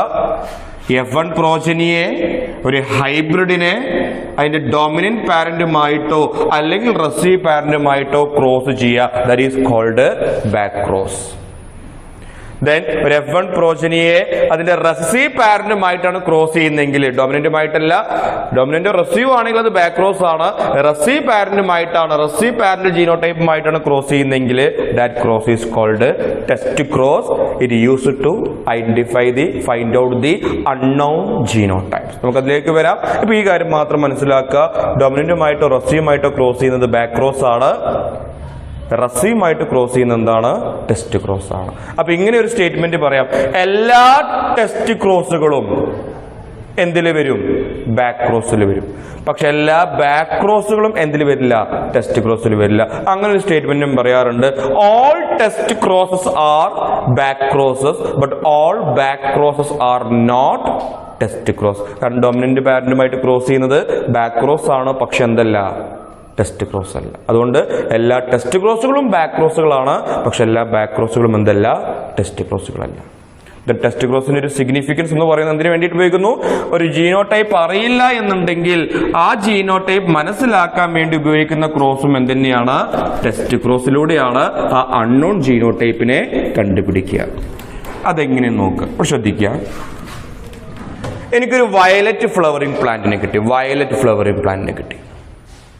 ഓക്കെ, അപ്പൊ ക്യാപിറ്റൽ വി വിയും വയലറ്റ് ആണ്, ക്യാപിറ്റൽ വി സ്മോൾ വിയും എന്തുതന്നെയാണ്? വയലറ്റ് ആണ്. അതായത് ഡോമിനന്റ് ക്യാരക്ടേഴ്സ് ആണെങ്കിൽ വയലറ്റ് ഫ്ലവർ എന്നുള്ളത് ഡോമിനന്റ് ക്യാരക്ടർ ആണ്. അപ്പൊ ഹോമോസൈഗസ് കണ്ടീഷനിലും ഹെട്രോസൈഗസ് കണ്ടീഷനിലും എന്തായിരിക്കും? വയലറ്റ് ആയിരിക്കും. അപ്പൊ എനിക്കൊരു ചെടി കിട്ടി, ഒരു വയലറ്റ് ഫ്ലവറിംഗ് പീ പ്ലാന്റ് കിട്ടിയെന്ന് വിചാരിക്കാം. അതെനിക്ക് നോക്കിയിട്ട് പറയാൻ പറ്റും അത് ഹോമോസൈഗസ് ആണ്, അത് ഹെട്രോസൈഗസ് ആണെന്ന് എനിക്ക് നോക്കി പറയാൻ പറ്റുമോ? ഇല്ല. അതിന്റെ ഉള്ളിലെ കാര്യം നമുക്ക് എന്ത് ചെയ്യാൻ പറ്റില്ല, ഒറ്റ നോട്ടത്തിൽ കണ്ടുപിടിക്കാൻ പറ്റുമോ? ഇല്ല. അത് ഡോമിനന്റ് ആണോ റെസീവ് ആണോ നമുക്ക് കണ്ടുപിടിക്കാൻ പറ്റുമോ? അല്ലെങ്കിൽ ഹോമോസൈഗസ് ആണോ ഹെട്രോസൈഗസ് ആണോ നമുക്ക് മനസ്സിലാക്കാൻ പറ്റുമോ? ഇല്ല. നമുക്കത് വയലറ്റുമായിട്ട് മാത്രമേ തോന്നുള്ളൂ. വി വി ഒന്നും ആ പ്ലാന്റിൽ എഴുതി വെച്ചിട്ടുണ്ടാവില്ല. ഓക്കെ, അപ്പോ അങ്ങനെ ഒരു പ്ലാന്റിനെ കിട്ടിക്കഴിഞ്ഞാൽ, ഒരു ടോൾ പ്ലാന്റിനെ കിട്ടി, അല്ലെങ്കിൽ റൗണ്ട് സീഡ് പ്ലാന്റിനെ കിട്ടി, അല്ലെങ്കിൽ വയലറ്റ് ഫ്ലവറിംഗ് പ്ലാന്റിനെ കിട്ടിക്കഴിഞ്ഞാൽ അത് ഹോമോസൈഗസ് ആണോ ഹെട്രോസൈഗസ് ആണോ എന്ന് മനസ്സിലാക്കാൻ സഹായിക്കുന്നത് ഏത് ക്രോസ് ആണ്? ടെസ്റ്റ് ക്രോസ് ആണ്. അതുകൊണ്ടാണ് ഇതിന് ടെസ്റ്റ് ക്രോസ് എന്നുള്ള പേര് തന്നെ വിളിക്കുന്നത്. അൺനോൺ ജീനോടൈപ്പ് ഹോമോസൈഗസ് ആണോ, നമുക്ക് തന്നിട്ടുള്ള ജീനോടൈപ്പ് ഹോമോസൈഗസ് ആണോ ഹെട്രോസൈഗസ് ആണോ എന്ന് കണ്ടുപിടിക്കാൻ സഹായിക്കുന്ന ക്രോസ് ആണ് ഇത് ടെസ്റ്റ് ക്രോസ് എന്ന് പറയുന്നത്. അപ്പോൾ ടെസ്റ്റ് ക്രോസ് ഉപയോഗിച്ചിട്ട് എങ്ങനെയാണ് അൺനോൺ ജീനോടൈപ്പിനെ കണ്ടുപിടിക്കാൻ നോക്കുക. അപ്പൊ കേസ് 1 ഞാൻ പറയണേ. കേസ് 1 നമ്മൾ ആദ്യം ഇങ്ങനെ വിചാരിക്കണേ, if the unknown is homozygous. Okay, നമ്മൾ ടെസ്റ്റ് ക്രോസിന്റെ റിസൾട്ട് എന്ത് വരും നോക്കാൻ വേണ്ടി നമ്മൾ എന്ത് ചെയ്യാണ്? അസ്യൂം ചെയ്യാണ് നമുക്ക് കിട്ടിയ വയലറ്റ് ഫ്ലവറിംഗ് പ്ലാന്റ് എന്താണ്? ഹോമോസൈഗസ് ആണെന്ന് വിചാരിക്കും. അപ്പൊ പാരന്റ്സ് എങ്ങനെയാ വരുന്നേ? പാരന്റ്സ് ഇതല്ലേ unknown violet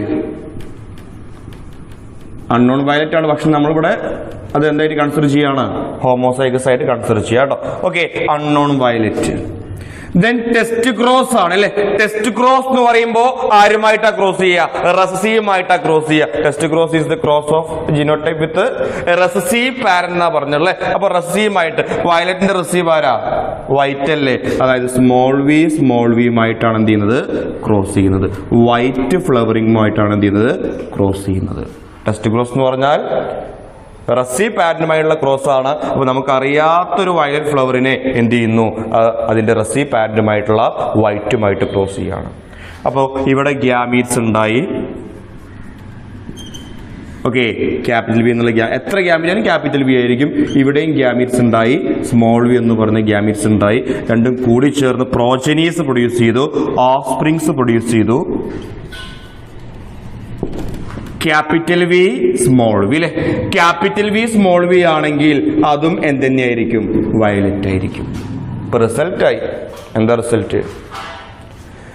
if the unknown is homozygous, test ക്രോസിലൂടെ കിട്ടുന്ന എല്ലാ പ്രോജനിയും എന്തുതന്നെയായിരിക്കും? ഹോമോസൈഗസ് ആയിരിക്കും, ഡോമിനന്റ് ആയിരിക്കും, ഡോമിനന്റ് ക്യാരക്ടർ കാണിക്കുന്നവരായിരിക്കും. അങ്ങനെയാണെങ്കിൽ നമ്മൾ എടുത്തിരിക്കുന്ന പാരന്റ് അൺനോൺ ജീനോടൈപ്പ് ഉള്ള പാരന്റ് എങ്ങനത്തെ പാരന്റ് ആയിരിക്കും? ക്യാപിറ്റൽ വി ആയിരിക്കും, ഹോമോസൈഗസ് ആയിരിക്കും. ഒന്നുകൂടിയും പറയാം, നമ്മുടെ കയ്യിലൊരു റൗണ്ട് സീഡ് പ്ലാന്റ് കിട്ടി. അത് ക്യാപിറ്റൽ ആർ ആകാം, അല്ലെങ്കിൽ ക്യാപിറ്റൽ ആർ സ്മോൾ ആർ ആകാം. നമുക്കറിയില്ല. റൗണ്ട് എന്ന് മാത്രം നമുക്കറിയുള്ളൂ. അതിൻ്റെ ഉള്ളിലുള്ള ജീനോടൈപ്പ് നമുക്കറിയില്ല. അൺനോൺ ജീനോടൈപ്പ് ആണ്. നമ്മൾ അതിനെ ടെസ്റ്റ് ക്രോസ് നടത്തുകയാണ്. റിങ്കിൾഡുമായിട്ട് റെസീവ് പാരന്റുമായിട്ട് ക്രോസ് ചെയ്യുകയാണ്. കിട്ടുന്ന മുഴുവൻ റൗണ്ട് ആണെങ്കിൽ അതിന്റെ അർത്ഥം നമ്മുടെ കയ്യിലുള്ള റൗണ്ട് എങ്ങനത്തെ റൗണ്ടാണ്? ക്യാപിറ്റൽ ആർ ആണ്, ഹോമോസൈഗസ് പ്ലാന്റ് ആണ് എന്ന് മനസ്സിലാക്കാം. അതായത് ടെസ്റ്റ് ക്രോസിലൂടെ കിട്ടുന്ന ഒരു പാരന്റിനെ ടെസ്റ്റ് ക്രോസ് നടത്തിയാൽ കിട്ടുന്ന റിസൾട്ട് മുഴുവൻ ഒരേ ടൈപ്പ് ആണെങ്കിൽ, ഡോമിനന്റ് ടൈപ്പ് ആണെങ്കിൽ നമ്മുടെ കയ്യിലുള്ള ആ അൺനോൺ ഏത് ടൈപ്പ് ആയിരിക്കും? ഹോമോസൈഗസ് ആയിരിക്കും എന്നാണ് അതിന്റെ അർത്ഥം വരുന്നത് കേട്ടോ. ഇനി രണ്ടാമത്തെ ഒരു കേസ് നോക്കാം. If the unknown is heterozygous. Case 2 heterozygous ആണ്. Unknown is heterozygous. അതിങ്ങനെയുള്ള condition parent capital V small V, test cross നടത്തുന്ന ആരുമായിട്ടാണ്? റെസീവുമായിട്ടാണ് അല്ലെ. സ്മോൾ വി ആണ്. ഇവിടെ ഉണ്ടാവുന്ന ഗ്യാമീസ് നമുക്ക് നോക്കാം. ഇവിടെ ക്യാപിറ്റൽ വി അടങ്ങിയ ഗ്യാമിറ്റ്സ് 50% ഉണ്ടാകും, സ്മോൾ വി അടങ്ങിയ ഗ്യാമിറ്റ് 50% ഉണ്ടാകും. ഇവിടെയാണെങ്കിൽ ഏത് ഗ്യാമിറ്റ് മാത്രം? സ്മോൾ വി മാത്രം. ദെൻ ഇത് രണ്ടും കൂടി ചേരാം, ക്യാപിറ്റൽ വി സ്മോൾ വി. ഇത് രണ്ടും കൂടി ചേരാം, സ്മോൾ വി സ്മോൾ വി. ഇതേതാ? വയലറ്റ് ആണ്, ഇതേതാ? വൈറ്റ് ആണ്. എത്ര റേഷ്യോ? 1:1 റേഷ്യോയില്. ശ്രദ്ധിക്കുക, 1:1 റേഷ്യോയില് ഓഫ് സ്പ്രിങ്സിന് ടെസ്റ്റിക്ലോസിന്റെ റിസൾട്ട് ആയിട്ട് 1:1 ഡോമിനന്റ് റിസീവിംഗ് കിട്ടുകയെന്നുണ്ടെങ്കിൽ നമുക്ക് മനസ്സിലാക്കാം നമ്മുടെ കയ്യിലുള്ള അൺനോൺ ഏത് ടൈപ്പാണ്? ഹെട്രോസൈഗസ് ആണെന്ന് മനസ്സിലാക്കാം. നേരത്തെ എങ്ങനെയായിരുന്നു? രണ്ട് നമ്മൾ ക്രോസ് ചെയ്തപ്പോൾ, ടെസ്റ്റ് ക്രോസ് നടത്തിയപ്പോൾ എല്ലാതും ഒരേപോലെ ആയിരുന്നു അല്ലെ? എല്ലാം റൗണ്ട് ആയിരുന്നു, എല്ലാം വയലറ്റ് ആയിരുന്നു. അതിന്റെ അർത്ഥം നമ്മുടെ കയ്യിലുള്ള അൺനോൺ ഏതാണ്? ഹോമോസൈഗസ് എന്നാണ്. ഇവിടെ ടെസ്റ്റ് ക്രോസ് നടത്തിയപ്പോൾ കിട്ടിയ റിസൾട്ടില് ടെസ്റ്റ് ക്രോസിലെ പ്രോജനീസില് 50% 1 റേഷ്യോയില് ആരാണ്? ഡോമിനന്റ് ടൈപ്പ് ആണ്, വയലറ്റ് ആണ്. 1 റേഷ്യോയില് ബാക്കി 50% ഏതാണ്? വൈറ്റ് ആണ്. ഇങ്ങനെയാണ് റിസൾട്ട് കിട്ടുന്നതെങ്കിൽ 1:1 ആണ് ടെസ്റ്റ് ക്രോസ് റേഷ്യോ കിട്ടുന്നതെങ്കിൽ നമ്മൾ എടുത്തിരിക്കുന്ന അൺനോൺ ഏതാണ്? ഹെട്രോസൈഗസ് ആണെന്ന് അർത്ഥം. ഇതാണ് മനസ്സിലാക്കേണ്ടത്. ടെസ്റ്റ് ക്രോസ് ആണ് എന്തിനു വേണ്ടി ഉപയോഗിക്കുന്നത്? ഒരു ജീനോടൈപ്പ്, അറിയാത്തൊരു ജീനോടൈപ്പിനെ കണ്ടുപിടിക്കാൻ വേണ്ടി ഉപയോഗിക്കുന്ന ക്രോസ് ആണ് ടെസ്റ്റ് ക്രോസ്. അപ്പൊ അറിയാത്തൊരു ജീനോടൈപ്പ് കണ്ടുപിടിക്കാനുള്ള ക്രോസ് ആണ് ടെസ്റ്റ് ക്രോസ് എന്ന് പറയുന്നത് അല്ലെ? ആ ടെസ്റ്റ് ക്രോസിലെ റിസൾട്ട് എല്ലാം ഒരേപോലെയാണെന്നുണ്ടെങ്കിൽ നമുക്ക് അറിയാത്ത ജീനോടൈപ്പ് എന്തായിരിക്കും? ഹോമോസൈഗസ് ആയിരിക്കും. ടെസ്റ്റ് ക്രോസിൽ കിട്ടുന്ന പ്രോജനി 1:1 റേഷ്യോയില്, ഓക്കെ, ടെസ്റ്റ് ക്രോസ് റേഷ്യോ 1:1 ആണ് കിട്ടുന്നതെങ്കിൽ നമുക്കറിയാത്ത ജീനോടൈപ്പ് എന്തായിരിക്കും? ഹെട്രോസൈഗസ് ആയിരിക്കും. ഇതാണ് ടെസ്റ്റ് ക്രോസും ബാക്ക് ക്രോസും. എന്താണ് ബാക്ക് ക്രോസ് എന്ന് പറഞ്ഞാല്? F1 പ്രോജനിയെ any of the parent, dominant പാരന്റുമായിട്ടോ അല്ലെങ്കിൽ റെസീവ് പാരന്റുമായിട്ടോ ക്രോസ് ചെയ്യുന്നതിന് വിളിക്കുന്ന പേരാണ് ടെസ്റ്റ് ക്രോസ്, ബാക്ക് ക്രോസ് എന്ന് വിളിക്കും. അതിൽ റെസീവ് പാരന്റുമായിട്ട് മാത്രമുള്ള ക്രോസിനെ വിളിക്കുന്ന പേരാണ് ടെസ്റ്റ് ക്രോസ്. അതാണ് ഇത്തരത്തിലെ അൺനോൺ ജീനോടൈപ്പ് കണ്ടുപിടിക്കാൻ ഉപയോഗിക്കുന്നത്. റിസൾട്ട് മനസ്സിലായില്ലേ? ടെസ്റ്റ് ക്രോസിൽ കിട്ടുന്ന റിസൾട്ട് ഒക്കെ ഒരേപോലെ ആളാണെന്നുണ്ടെങ്കിൽ അറിയാത്ത ജീനോടൈപ്പ് ഹോമോസൈഗസ് ആയിരിക്കും. 1:1 റേഷ്യോയിലാണ് പ്രോജനീസിനെ കിട്ടുന്നതെങ്കിൽ അറിയാത്ത ജീനോടൈപ്പ് എന്തായിരിക്കും? ഹെട്രോസൈഗസ് ആയിരിക്കും. ഇങ്ങനത്തെ ഒരു ഭാഗത്ത്, ടെസ്റ്റ് ക്രോസിന്റെ ഭാഗത്ത് വരുന്നൊരു ക്വസ്റ്റ്യൻ ആണ്. ഈ ഒരു മോഡൽ ക്വസ്റ്റ്യൻസ് ആണ് ഈ ഒരു ഭാഗത്ത് ചോദിക്കാറുള്ളത്. A tall plant crossed with dwarf plant. Okay, tall pea plant ആരുമായിട്ട് ക്രോസ് ചെയ്യാണ്? ഡോഫ് പീ പ്ലാന്റുമായിട്ട് ക്രോസ് ചെയ്യാണ്. The progenies produced by these above cross contains both tall and dwarf plant. ഈ ക്രോസിലൂടെ കിട്ടുന്ന പ്രോജനീസിൽ F1 ജനറേഷനില് ടോൾ പ്ലാന്റും ഉണ്ട്, ഡോർഫ് പ്ലാന്റും ഉണ്ട്. ഏത് റേഷ്യോയില്? 1:1 റേഷ്യോയില്. ഇപ്പൊ question 1, what is the genotype of toll plant? Genotype of toll plant. രണ്ടാമത്തെ ഒരു ക്വസ്റ്റ്യൻ ആണ്, ഈ റേഷ്യോനെ വിളിക്കുന്ന പേര് എന്താണ്? ഇതാണ് ഇതിൽ 2 ക്വസ്റ്റ്യൻസ് ആയിട്ട് ചോദിക്കുന്നത്. ഓക്കെ, എൻട്രൻസിന് ഓപ്ഷൻസ് ഉണ്ടാകും. ഓക്കെ, നമ്മൾ ഈ ഒരു ക്വസ്റ്റ്യൻ മോഡൽ പഠിച്ചു വെച്ചാൽ മതി, ഓപ്ഷൻസ് നിങ്ങൾക്ക് കിട്ടിക്കോളൂ കേട്ടോ. ഓക്കെ, അപ്പൊ മനസ്സിലാക്കുക, ഈ ഒരു ക്രോസിലുള്ള ടോൾ പ്ലാന്റിന്റെ ജീനോടൈപ്പ് എന്താണ്? ഈ റേഷ്യോനെ വിളിക്കുന്ന പേരെന്താണെന്നാണ് ക്വസ്റ്റ്യൻ. ഡയറക്റ്റ് ക്വസ്റ്റ്യൻ ആണ്, ഒന്നും നോക്കാനില്ല. ഇവിടെ ക്രോസിലൂടെ കിട്ടിയത്, അതായത് ഒരു ടോൾ പ്ലാന്റിനെയും ഡോർഫ് പ്ലാന്റിനെയും ക്രോസ് ചെയ്തപ്പോൾ കിട്ടിയ പ്രോജനീസില് ആരൊക്കെയുണ്ട്? വീണ്ടും ടോളും ഡോർഫും ഉണ്ട്. ഓക്കെ അല്ലെ? ഇങ്ങനെ 1:1 റേഷ്യോയില് ടോളും ഡോർഫ് വരണമെന്നുണ്ടെങ്കിൽ ഡോർഫ് നോ ഡൗട്ട് ഡോർഫ് എന്തേ വരുള്ളൂ? സ്മോൾ ടി വരുള്ളൂ. അതിൽ കൺഫ്യൂഷൻ വേണ്ട. ഡോർഫ് ഏതേ വരുള്ളൂ? സ്മോൾ ടി വരുള്ളൂ. ഓക്കെ, പക്ഷേ ടോളിന് 2 ചാൻസ് ഉണ്ട്. ക്യാപിറ്റൽ ടിയും വരാം, ക്യാപിറ്റൽ ടി സ്മോൾ ടി വന്നാലും എന്ത് തന്നെയാണ്? ടോൾ ആണ്. അപ്പൊ ക്യാപിറ്റൽ ടി ആണെങ്കിൽ നമുക്ക് കിട്ടുന്ന റിസൾട്ട് എന്തായിരിക്കും? എല്ലാം ടോൾ ആയിരിക്കും. പക്ഷെ ഇവിടുത്തെ റിസൾട്ടിൽ എന്താണ്? ടോളും ഉണ്ട്, ഡോർഫും ഉണ്ട്. So toll plant should be heterozygous. 1:1 റേഷ്യോയില് ടോളും ഡോർഫും വരികയാണെന്നുണ്ടെങ്കിൽ ആ ടെസ്റ്റ് ക്രോസിലൂടെ ഈ റിസൾട്ട് 1:1 റേഷ്യോയില് ടോളും ഡോർഫും വരികയാണെന്നുണ്ടെങ്കിൽ ഈ ടോൾ എന്തായിരിക്കും? ഹെട്രോസൈഗസ് ആയിരിക്കും. ഈ ക്രോസ് എന്തായിരിക്കും? റസീമായിട്ടുള്ള ക്രോസ് ചെയ്യുന്നത് ടെസ്റ്റ് ക്രോസ് ആയിരിക്കും. ഈ റേഷ്യോനെ വിളിക്കുന്ന പേരാണ് monohybrid. Monohybrid test cross ratio എന്നാണ് ഈ ഒരു റേഷ്യോനെ വിളിക്കുക കേട്ടോ. 1:1 റേഷ്യോനെ വിളിക്കുന്ന പേരാണ് mono hybrid test cross ratio. ഇപ്പൊ എത്രയാണ് test cross and back cross എന്നുള്ളൊരു ഭാഗം. ഈ ഭാഗത്ത് ഇങ്ങനത്തെ പ്രോബ്ലംസ് ആണ് ചോദിക്കുക. ഒരു ക്രോസ് എന്നിട്ട് ടെസ്റ്റ് ക്രോസ് ആണോ ബാക്ക് ക്രോസ് ആണോ എന്ന് ചോദിക്കും. ഓക്കെ, അതേപോലെ തന്നെ അതിൽ റേഷ്യോന്റെ പേര് ചോദിക്കാറുണ്ട്. ദെൻ ടെസ്റ്റ് ക്രോസ് റിസൾട്ട് തന്നിട്ട് ആ പാരന്റ്സിന്റെ ജീനോടൈപ്പ് എന്നൊക്കെ ചോദിക്കാറുണ്ട് കേട്ടോ. അപ്പൊ അങ്ങനത്തെ ക്വസ്റ്റ്യൻസ് ആണ് ഈ ഭാഗത്ത് നിന്ന് പ്രധാനമായിട്ട് ചോദിക്കും.